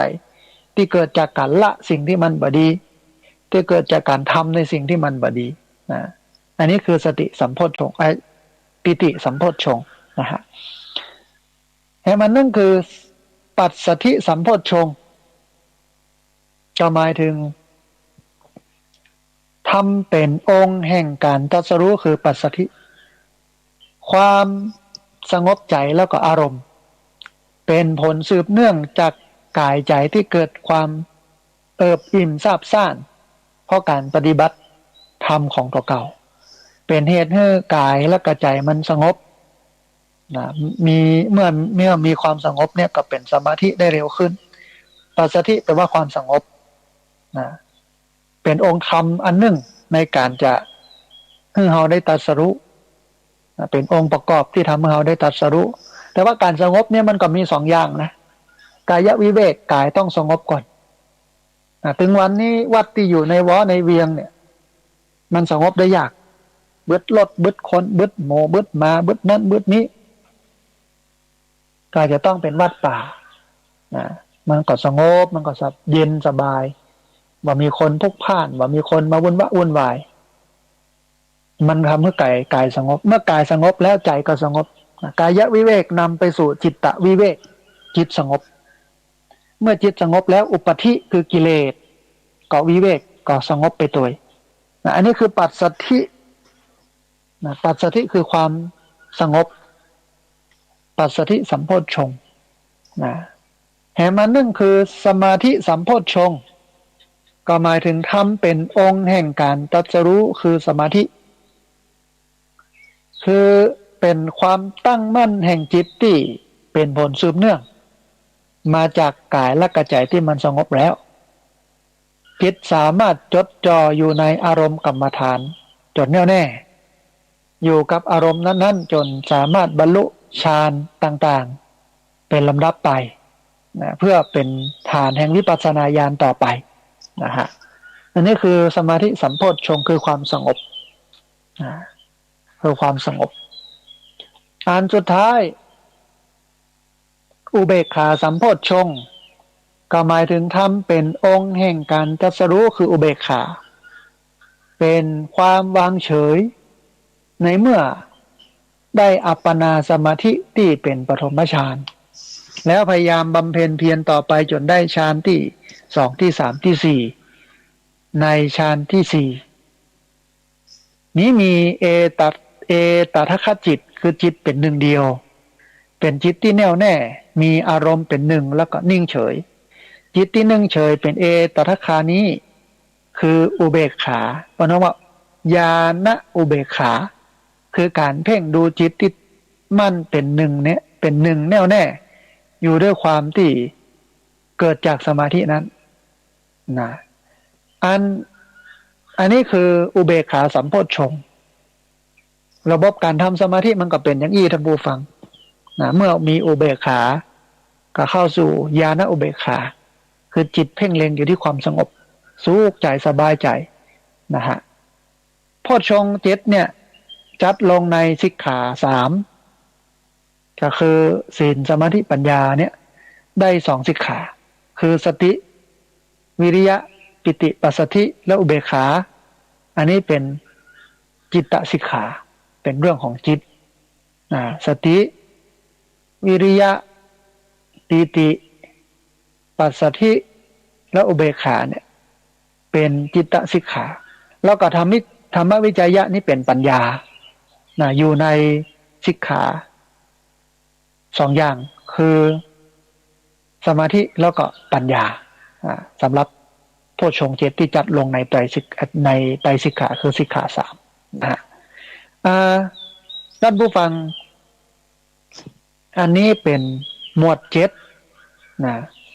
ที่เอามาให้ท่านผู้ฟังทั้งหลายได้ฟังกันนะก็ได้ครบถ้วนกับบวนความนะจบหมวด7แล้วตอนนี้หรือว่าตอนต่อไปนะในวันอังคารหน้าก็จะได้ถึงหมวด8หมวด8ให้ท่านผู้ฟังทั้งหลายได้เข้าอกเข้าใจกันนะฮะได้ถึงเรื่องของโพชฌงค์ที่จริงโพชฌงค์นี่ก็เป็นบทสวดที่พระเพิ่นเอามาสวดนะที่เราทั้งหลายได้ฟังแต่ด้วยความที่มันเป็นภาษาบาลี เฮาฟังมันบอกรู้เรื่องนะฟังไม่รู้เรื่องนะฮะก็เลยเอาเป็นว่ามันเป็นความขลังศักดิ์สิทธิ์นะทำให้ชีวิตเป็นมงคลนะที่จริงการไปนั่งฟังพระสวดเนี่ยถ้าบ่ทำใจให้สงบหรือว่าบ่ฮู้ความหมายของมันแห่งตัวนี่นะก็มันก็เป็นสิริมงคลอะไรอย่างนั้น แต่จะให้มันเป็นสิริมงคลก็นึ่งฟังแล้วกระใจสงบไปโดยในอันที่สองจะเป็นมงคลอย่างยิ่งนะคือเอาธรรมะที่ได้ฟังนั้นไปปฏิบัติโดยนะทีนี้เวลาเลยแฮมประมาณสัก30 นาทีท่านผู้ฟังแต่ว่าวันนี้งดเปิดสายอย่างที่บอกก็คือว่าโทรศัพท์รู้ แต่ว่าหลังจากจบรายการแล้วนะก็จะเปิดให้ท่านผู้ฟังโทรเข้ามาเพราะว่าโทรศัพท์บ่ได้ใจกับการโทรออกรายการแล้วก็บ่ได้ใจกับการบันทึกเสียงละก็พอที่จะว่างเว้นอยู่ก็เลยจะเปิดสายท่านผู้ฟังที่ฟังอยู่ทางบ้านได้โทรเข้ามาแต่ว่าในช่วงวาระโอกาสนี้วันนี้ต้องขออภัยที่บ่สามารถโทรเข้ามาได้แล้วก็ขออภัยแต่ในวันอังคารที่แล้วมันบ่ได้มาจัดรายการนะในวันนี้ได้อู้เอ่ยกันนะฮะท่านผู้ฟังนะในช่วงท้ายนี้นะได้อู้เอ่ยเนี่ยสักน้อยหนึ่งกับเรื่องที่มันเป็นปัญหาที่เกิดขึ้นถึงวันนี้มีข่าวพระออกข่าวนักหนาจารีหลายวัดหลายวาหลายผู้หลายคนนะซึ่งก็มีน้อยอยู่แล้วนะพระสงฆ์220,000 รูป220,000 รูปขออภัย220,000ขออภัย220,000 รูปทั่วประเทศกับประชากรชาวพุทธ40-50 ล้านนี่นะมีพระอยู่220,000แล้วที่มันบดีเพราะอย่างมันก็มี2อย่างเฮาป้อนคนที่มันบดีเข้ามาคนที่ติดยุกติดยาคนที่เป็นขี้เหล้าคนที่บ่ฮู้จะไปไหนเข้ามาเดี๋ยวนี้หนักมากนะเอามาไว้ในวัดเอามาบวชนะโดยที่บ่ค่อยพร้อมบ่อยากบวชหรืออยากบวชอันที่สองคือเมื่อบวชมาแล้วบ่ได้ฝึกบ่ได้หัดบ่ได้พัฒนาตนเองด้วยระบบไตรสิกขาก็คือศีลสมาธิปัญญาเพราะว่าศีลนั้นเป็นเครื่องมือฝึกพฤติกรรมศีลเนี่ยเป็นเครื่องมือฝึกพฤติกรรมสมาธิเป็นเครื่องมือฝึกจิตใจปัญญาเป็นเครื่องมือฝึกกรรมกึศนะให้กึศเป็นเหตุเป็นผลกึศถูกต้องดีงามตามตนองคองธรรมเกิดสัมมาทิฏฐิอย่างเงี้ยศีลก็ ทำให้กายใจสงบบ่เบียดเบียนคนอื่นบ่เบียดเบียนตัวเก่าสมาธิก็ทำให้จิตใจสุขสงบเป็นสมาธิตั้งมั่นอยู่ได้นานนะแต่ว่าบวชมาแล้วมันบ่ได้ฝึกหมู่นี้ก็อยู่ไปทำไปเนี่ยไปบิณฑบาตไปอย่างไปตามวัดตามวาต่างๆเนี่ยแล้วทีนี้คนมันบ่มีคุณภาพอยู่แล้วแล้วเอามาบวชแล้วก็บ่ได้ฝึกก็ฝึกท่องสวดท่องสาอย่างต่างๆเอาไว้ไปประกอบพิธีกรรมไปรับจ้างประกอบพิธีกรรมนะเวลาเปิ้นนิมนต์ไปสวดไปหยังก็ไปเฮาก็คอยแต่นิมนต์จะไปสวดแต่บ่เคยไปพัฒนาเปิ้นในมิติอื่นๆแล้วก็จะให้เปิ้นดีได้อย่างไรเนาะท่านผู้ฟังเนาะนะมันดียากนะฮะอันนี้คือเหตุปัจจัยที่เกิดขึ้นแล้ววันนี้วัดหลายวัดก็ถูกยึดโดยกรรมการวัดโดยหมู่บ้านโดยผู้ใหญ่บ้านผู้นำยึดวัดไว้บริหารกันไปเลยนะกรรมการวัดดูแลกันไปพอวัดอย่างเดียวตุเจ้านะพระสงฆ์อย่างเงี้ยดีนะบวชมาเท่าบวชใหม่สู้เฮาได้ลูกเฮาปกครองนะชาวบ้านปกครองพระเป็นอย่างเงี้ยพระไหนเก่งๆพระไหนดีๆก็บ่เอานะเพราะว่าเดี๋ยวจะมาคัดกับกรรมการวัดให้เหมาะเนี่ยมันหลายวัดเป็นอย่างนั้นหลายวัดก็เลยเอาทุกเจ้าที่เป็นขี้เหล้าเมายามาก่อนติดยุกติดยามาก่อนล้มเหลวทางสังคมมาก่อนปีบ่ว่า5บ่กินนะเอามาบวชอยู่ในวัดในวาหันก็ปกครองชาวบ้านก็ดูแลไปนะถ้าบ่ดีก็ไล่ออกเป็นข่าวก็จับศึกไปเสาะหามาใหม่ก็วัดแถวนี้เนี่ยที่อำเภอแม่เมาะเนี่ย ก็มีพระอายุเยอะนะหลายวัดนะแทบจะเกือบทุกวัดนะอายุมากอายุหลายก็ไม่ได้แย่อย่างนะอยู่ไปเพียงแต่รับทานสังฆทานไปเจริญพระพุทธมนต์ท่านนี่เหียเนี่ยมาพัฒนาอย่างอยู่กันไปแล้วถามว่าอย่างอี้เนี่ยศาสนามันจะเจริญขึ้นอย่างไรแล้วก็มีวิธีการแก้ไขอย่างใดถึงจะบ่ให้เกิดปัญหาอย่างอี้เนาะที่จริงก็เสนอไปแล้วหลายครั้งหลายคราอันแรกเนี่ยต้องเอาคนดีๆเข้ามาบวชเหมือนกับน้ำในบ่อในสระมันเสียเอาน้ำดีเทเข้าใส่เติมเข้าไปเนี่ยนักๆเนี่ยสระน้ำมันก็จะเป็นน้ำที่ดีต่อไปแต่ปัญหาคือเขาบอกให้เอามาบวชเนาะโอ้คนนี้เรียนเก่งไปเรียนวิศวะไปเรียนหมอไปเป็นตำรวจไปเป็นทหารไปเป็นข้าราชการคนนี้ลึกไปลึกบอดมึนตุ๊บเลยเอาไปอยู่กับตัวลุงแล้วถามว่ามันจะดีได้อย่างไรแต่ถ้าอยู่กับตัวลุงแล้วมันได้ฝึกดีเพราะพุทธศาสนานี่เป็นศาสนาแห่งการฝึกหรอกเป็นศาสนาแห่งการพัฒนาฝึกคนบ่ดีให้เป็นคนดีได้แต่ปัญหาคือมันบ่ฝึกมันบ่ฝึกอันที่สองเอากังหันน้ำไปตีในน้ำต้มให้มันมีอากาศให้มันบำบัดความเสียก็คือต้องมีกลไกไปเกื้อกูลให้พระได้ศึกษาได้ปฏิบัติได้เผยแพร่ธรรมไม่ใช่ว่าเจอพระเตือนหนึ่งกับวันพระเจอพระเตือนหนึ่งกับมีงานศพงานบวชงานแต่งงานอย่างที่มันต้องใช้พิธีสงฆ์แล้วก็ทีนี้เมื่อเป็นพิธีอย่างอันเนี่ยมันก็บ่ได้สาระบ่ได้ประโยชน์อะไรอย่างนักได้กระม่วนก็สนุกสนานเพลิดเพลินไปที่จริงมันต้องมีสาระต้องมีประโยชน์เพราะการจัดงานการจัดกิจกรรมงานบุญขึ้นบ้านใหม่แต่งงานงานบวชหมู่นี้นึ่งที่มันจะทำให้มันเป็นกุศลแต่และได้ประโยชน์แต่คือมันต้องมีเหล้าแต่เฮาก็เอาเหล้าไปสูนกูอย่างกินกันเต้นแวดวิหารสุมาเมายังมาหากใส่อันหัวพญานาคกันอยู่อย่างเงี้ยแล้วถามว่ามันจะมีคุณภาพได้อย่างไรบัดไปสนับสนุนให้พระเปิ้นได้ศึกษาธรรมเรียนนักธรรมชั้นตรีชั้นโทชั้นเอกเรียนอ่านหนังสือด้วยตัวเองมีวัดในวัดก็มีตู้หนังสือมีห้องสมุดให้พระได้อ่านแล้วศึกษาและปฏิบัติเดินจงกรมนั่งสมาธิฝึกอยู่ในศีลกินในธรรมเมื่อหูเมื่อเข้าใจแจ่มชัดแจ่มแจ้งแตกฉานพอสมควรในระหว่างที่ศึกษาและปฏิบัติแล้วทำหน้าที่เผยแพร่สอนเทศไปอันเนี้ยเป็นหน้าที่ของเฮาหรอกเพราะว่าพระพุทธศาสนานั้นมันมีองค์ประกอบอยู่3อย่างที่เคยบอกแล้วก็บอกทุกครั้ง1ศาสนธรรม2ศาสนวัตถุ3ศาสนบุคคลมีอยู่3อย่างนะศาสนธรรมศาสนวัตถุแล้วก็ศาสนบุคคลในส่วนของศาสนธรรมเนี่ยพุทธศาสนิกชนคือตุเจ้าพระสงฆ์ญาติโยมทั้งหมด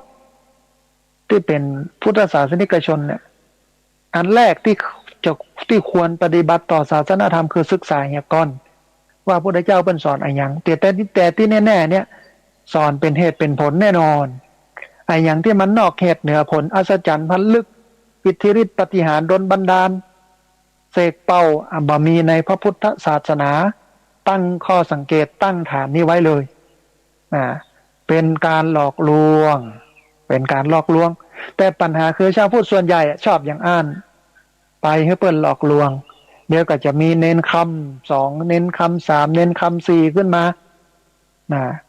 ก็หลอกได้ง่ายเพราะชาวพุทธเป็นอย่างนั้นหรอแต่ถ้าชาวพุทธเป็นพุทธจริงปฏิบัติต่อศาสนธรรมอย่างเคร่งครัดโดยการศึกษาว่าพระพุทธเจ้าเป็นสอนอย่างมึงสอนเป็นเหตุเป็นผล2สอนให้หูจักตุกเฮียนหูตุกแล้วก็สอนให้ได้พ้นจากความทุกข์โดยการปล่อยวางการจะปล่อยวางได้นั้นต้องไปปฏิบัติกรรมฐานโดยเฉพาะวิปัสสนากรรมฐานตามแนวสติปัฏฐาน4ซึ่งไม่ใช่แค่นั่งรับตาภาวนาอย่างเดียวแต่อยู่ในวิถีชีวิตเท่านี้ อย่างเหมือนกับหลวงพ่อพุทธทาสบอกว่าการทำงานคือการปฏิบัติธรรมเนี่ยเอาธรรมะมาเป็นฐานของชีวิตอันนี้คือศาสนธรรมศึกษาว่าเปิ้นสอนอะไรยังสอนเป็นเหตุเป็นผลสอนเรื่องทุกข์และความดับทุกข์อันนี้คือศาสนธรรมอูตนิหะน้อยทุกข์เกิดจากอะไรยังกับทุกข์คือความไม่สบายกายไม่สบายใจความคับแค้นใจการประสบกับสิ่งที่เป็นที่บ่เป็นที่ฮักบ่เป็นที่พอใจก็เป็นทุกข์ประสบกับสิ่งที่ไม่เป็นที่รักที่พอใจก็เป็นทุกข์พัดพรากจากสิ่งที่เป็นที่รักที่พอใจก็เป็นทุกข์ปรารถนาสิ่งใดไม่ได้สิ่งนั้นก็เป็นทุกข์และท้ายที่สุดมันก็สรุปไปบอกว่าสังคิเตนะปัญจุปาทานขันธาทุกขาว่าโดยย่อแล้วการเข้าไปอุปทานยึดมั่นถือมั่น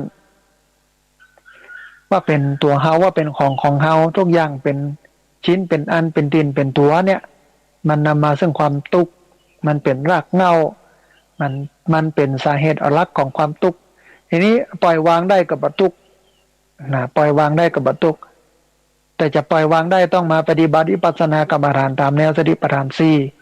4มาเดินจงกรมมานั่งสมาธิมาใช้ชีวิตอย่างมีสติรู้เท่าทันยืนเดินนั่งนอนกินดื่มทำพูดคิดคู่เข้าเหยียดออกเดี๋ยวหน้าแลหลังก้มเงยแบบมีสติอันนี้คือศึกษา2ไปปฏิบัติเอาธรรมะไปปฏิบัติในชีวิตประจำวัน3เผยแพร่แต่ถ้าเป็นคฤหัสถ์เผยแพร่บ่ได้ใครบอกให้ฟังอีเนาะบอกก็บ่ฟังนี่นะก็เฮาก็มาสนับสนุนสถานีวิทยุสนับสนุนพระนักเทศน์สนับสนุนที่เปิ้นได้เทศน์ได้บอกได้กล่าวเพื่อเปิ้นมีเรื่องของการเทศน์การบอกการกล่าวเอาไปเกื้อกูลไปสนับสนุนเปิ้นอันนี้คือศาสนธรรม2ศาสนวัตถุเป็นวัตถุโบสถ์วิหารเจดีย์กุฏิศาลาอย่างต่างๆอันที่1คือถ้าจะสร้างเนี่ยถ้าจะแปลงก็ต้องยึดหลักไว้ก่อนเลยว่าต้องเรียบง่ายประหยัดแล้วก็เป็นประโยชน์เรียบง่ายประหยัดและประโยชน์บ่เอาความงามใส่จ่อฟ้าใบละกาละลิบระยับนิ่งๆน้องๆอีนะแต่ให้มันอยู่ได้กันเหลือบยุงลมแดดและสัตว์เลื้อยคลานทั้งหลายได้เวลาฝนตกก็บ่สาดเข้ามาเวลาแดดก็บ่ร้อนอย่างเงี้ยนะฮะเรียบง่ายประหยัดประโยชน์แต่ถ้าสร้างแล้วมันลุมันผุมันพังด้วยการเวลาที่มันเนิ่นนานเก่าแก่แลลายแล้วเนาะก็ซ่อมให้มันมีคุณภาพดีที่มันให้มันอยู่อย่างดีอันนี้คือซ่อม1สร้าง2ซ่อมอันนี้คือศาสนวัตถุ3ศาสนบุคคลก็ได้แก่ภิกษุสามเณรแม่ชีอย่างต่างๆที่อยู่ในวัดในวาอันแรกคือต้องอุปถัมภ์บำรุงด้วยปัจจัย4อาหารเครื่องนุ่งห่มที่อยู่อาศัยยารักษาโรคไปดูแลเพิ่นก็เฮาบาตานบ่กินสักเตื้อ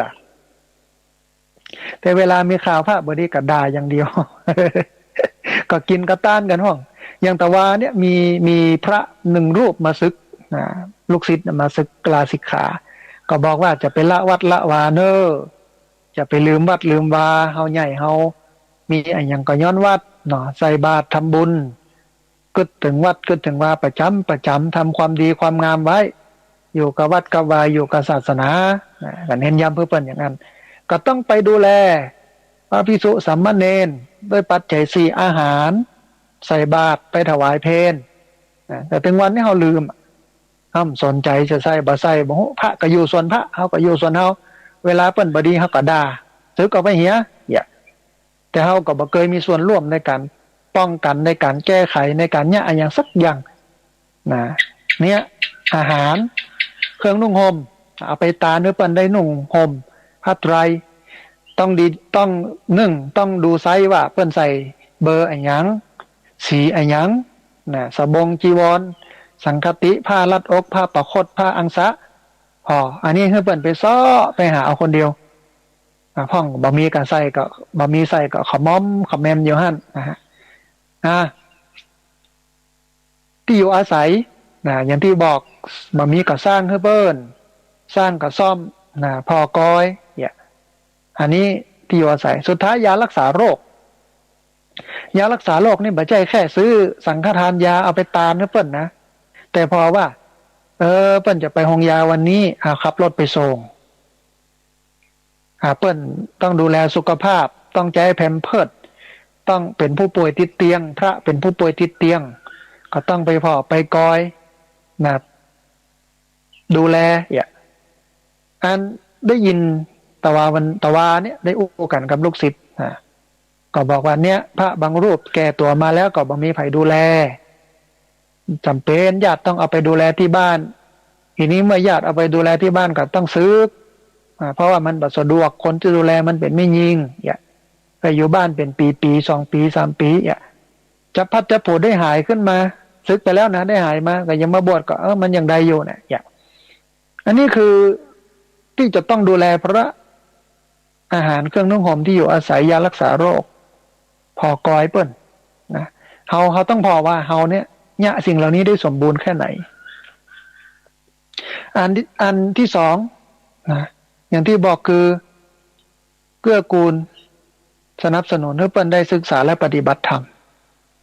ให้เปิ้นได้รู้เข้าใจธรรมโดยเฉพาะพระไตรปิฎกแล้วก็คัมภีร์พุทธธรรมคัมภีร์ของหลวงพ่อพุทธทาสคัมภีร์ของหลวงพ่อท่านเจ้าคุณสมเด็จพระพุทธโฆษาจารย์ประยุทธ์โตให้เปิ้นได้อ่านหมู่นั้นให้เปิ้นได้ทำความเข้าใจหมู่นั้นนะ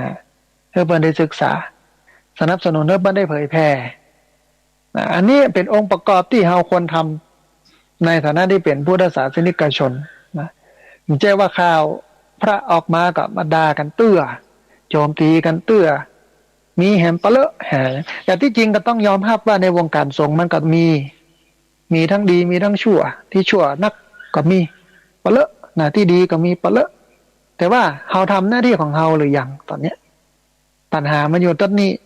แต่ถ้าเราทำหน้าที่ของเราชาวพุทธทำหน้าที่ของชาวพุทธเนี่ยอย่างที่บอกศาสนธรรมศาสนาวัตถุศาสนาบุคคลเนี่ย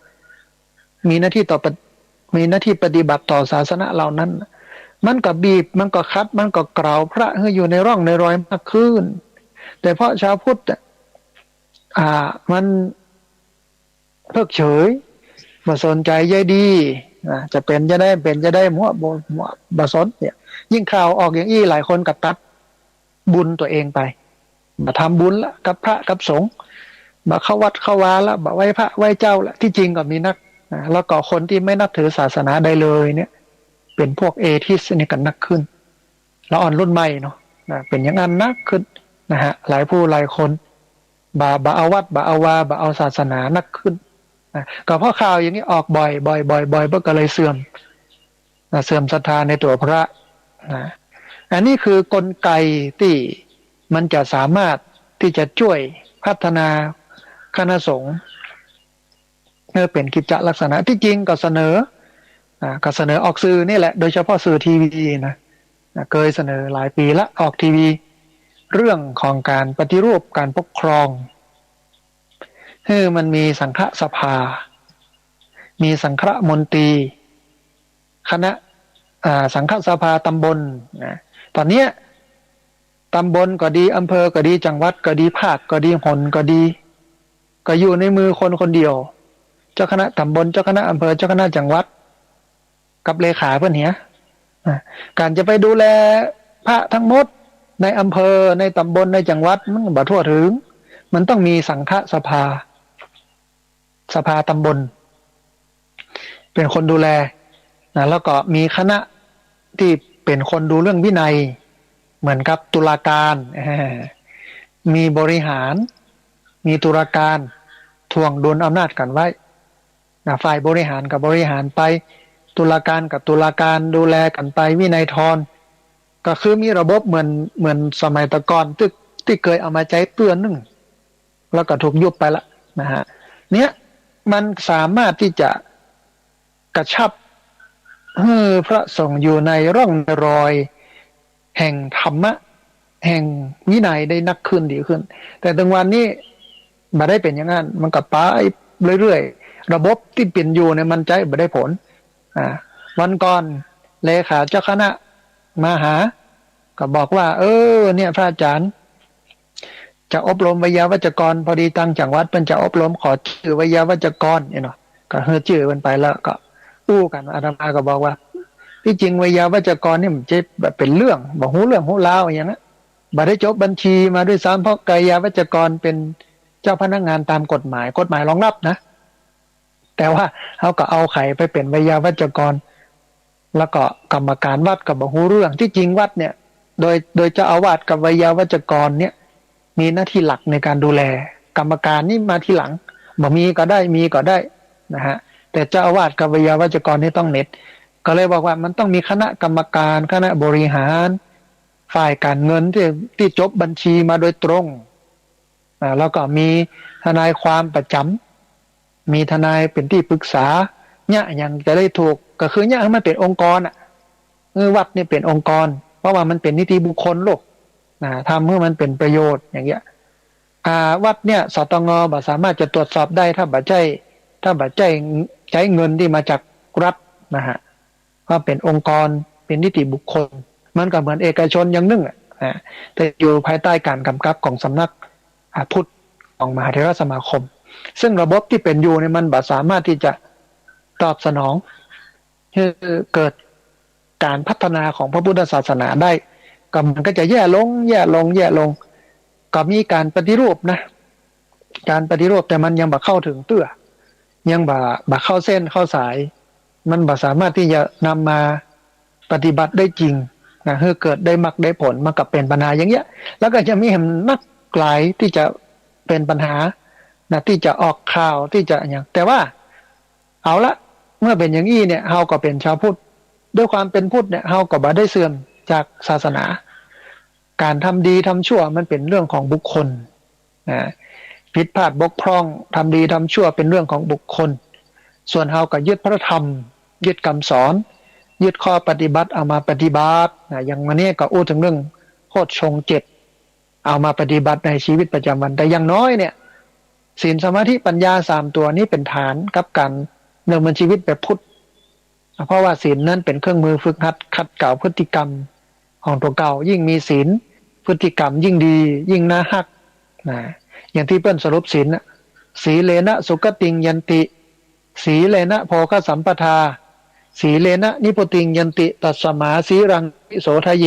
ศีลทำให้สวยศีลทำให้รวยศีลทำให้รอดเพราะฉะนั้นจงรักษาศีลเป็นว่าอย่างนั้นก็อยู่ในไตรสิกขานิศีลสมาธิ มันภาวนาอันที่พระสงฆ์สถาบันธรรมาธิวัดเนี่ยทำสมาธิทุกวันตอนเช้า15 นาทีอย่างน้อยนะฮะหลังจากทำวัดสวดมนต์เสร็จก็นั่งสมาธิ15 นาทีสวด15นั่ง15แล้วก็หยาดน้ำแผ่เมตตาถึงวันตะกี้ช่วงเวลา5:30เกิงจนถึง6 โมงก็ได้ยินเสียงสวดนะผู้ฟังก็ได้ยินเสียงสวดเพราะว่าโยมเป็นสวดในศาลาทุกวันนะอาตมาบ่ได้ทำเพราะว่าติดรายการวิทยุทุกวันอังคารโยมเพิ่นก็สวดกันอยู่ปกติของเพิ่นแต่ถ้าไม่ติดอย่างนี้ก็ไปสวดตัวเปิ้ลนะอันนี้คือสมาธินะฮะฝึกให้พระได้ทำสมาธิอย่างน้อยวันหนึ่ง30 นาที15 นาทีทำรอบ2 รอบทุกวันมันก็จะได้รับการขัดเกลาจิตใจปัญญาคิดแบบเหตุผลแล้วก็ยึดพุทธศาสนาเป็นหลักไม่เอาวัฒนธรรมประเพณีที่มันทำลายพุทธศาสนา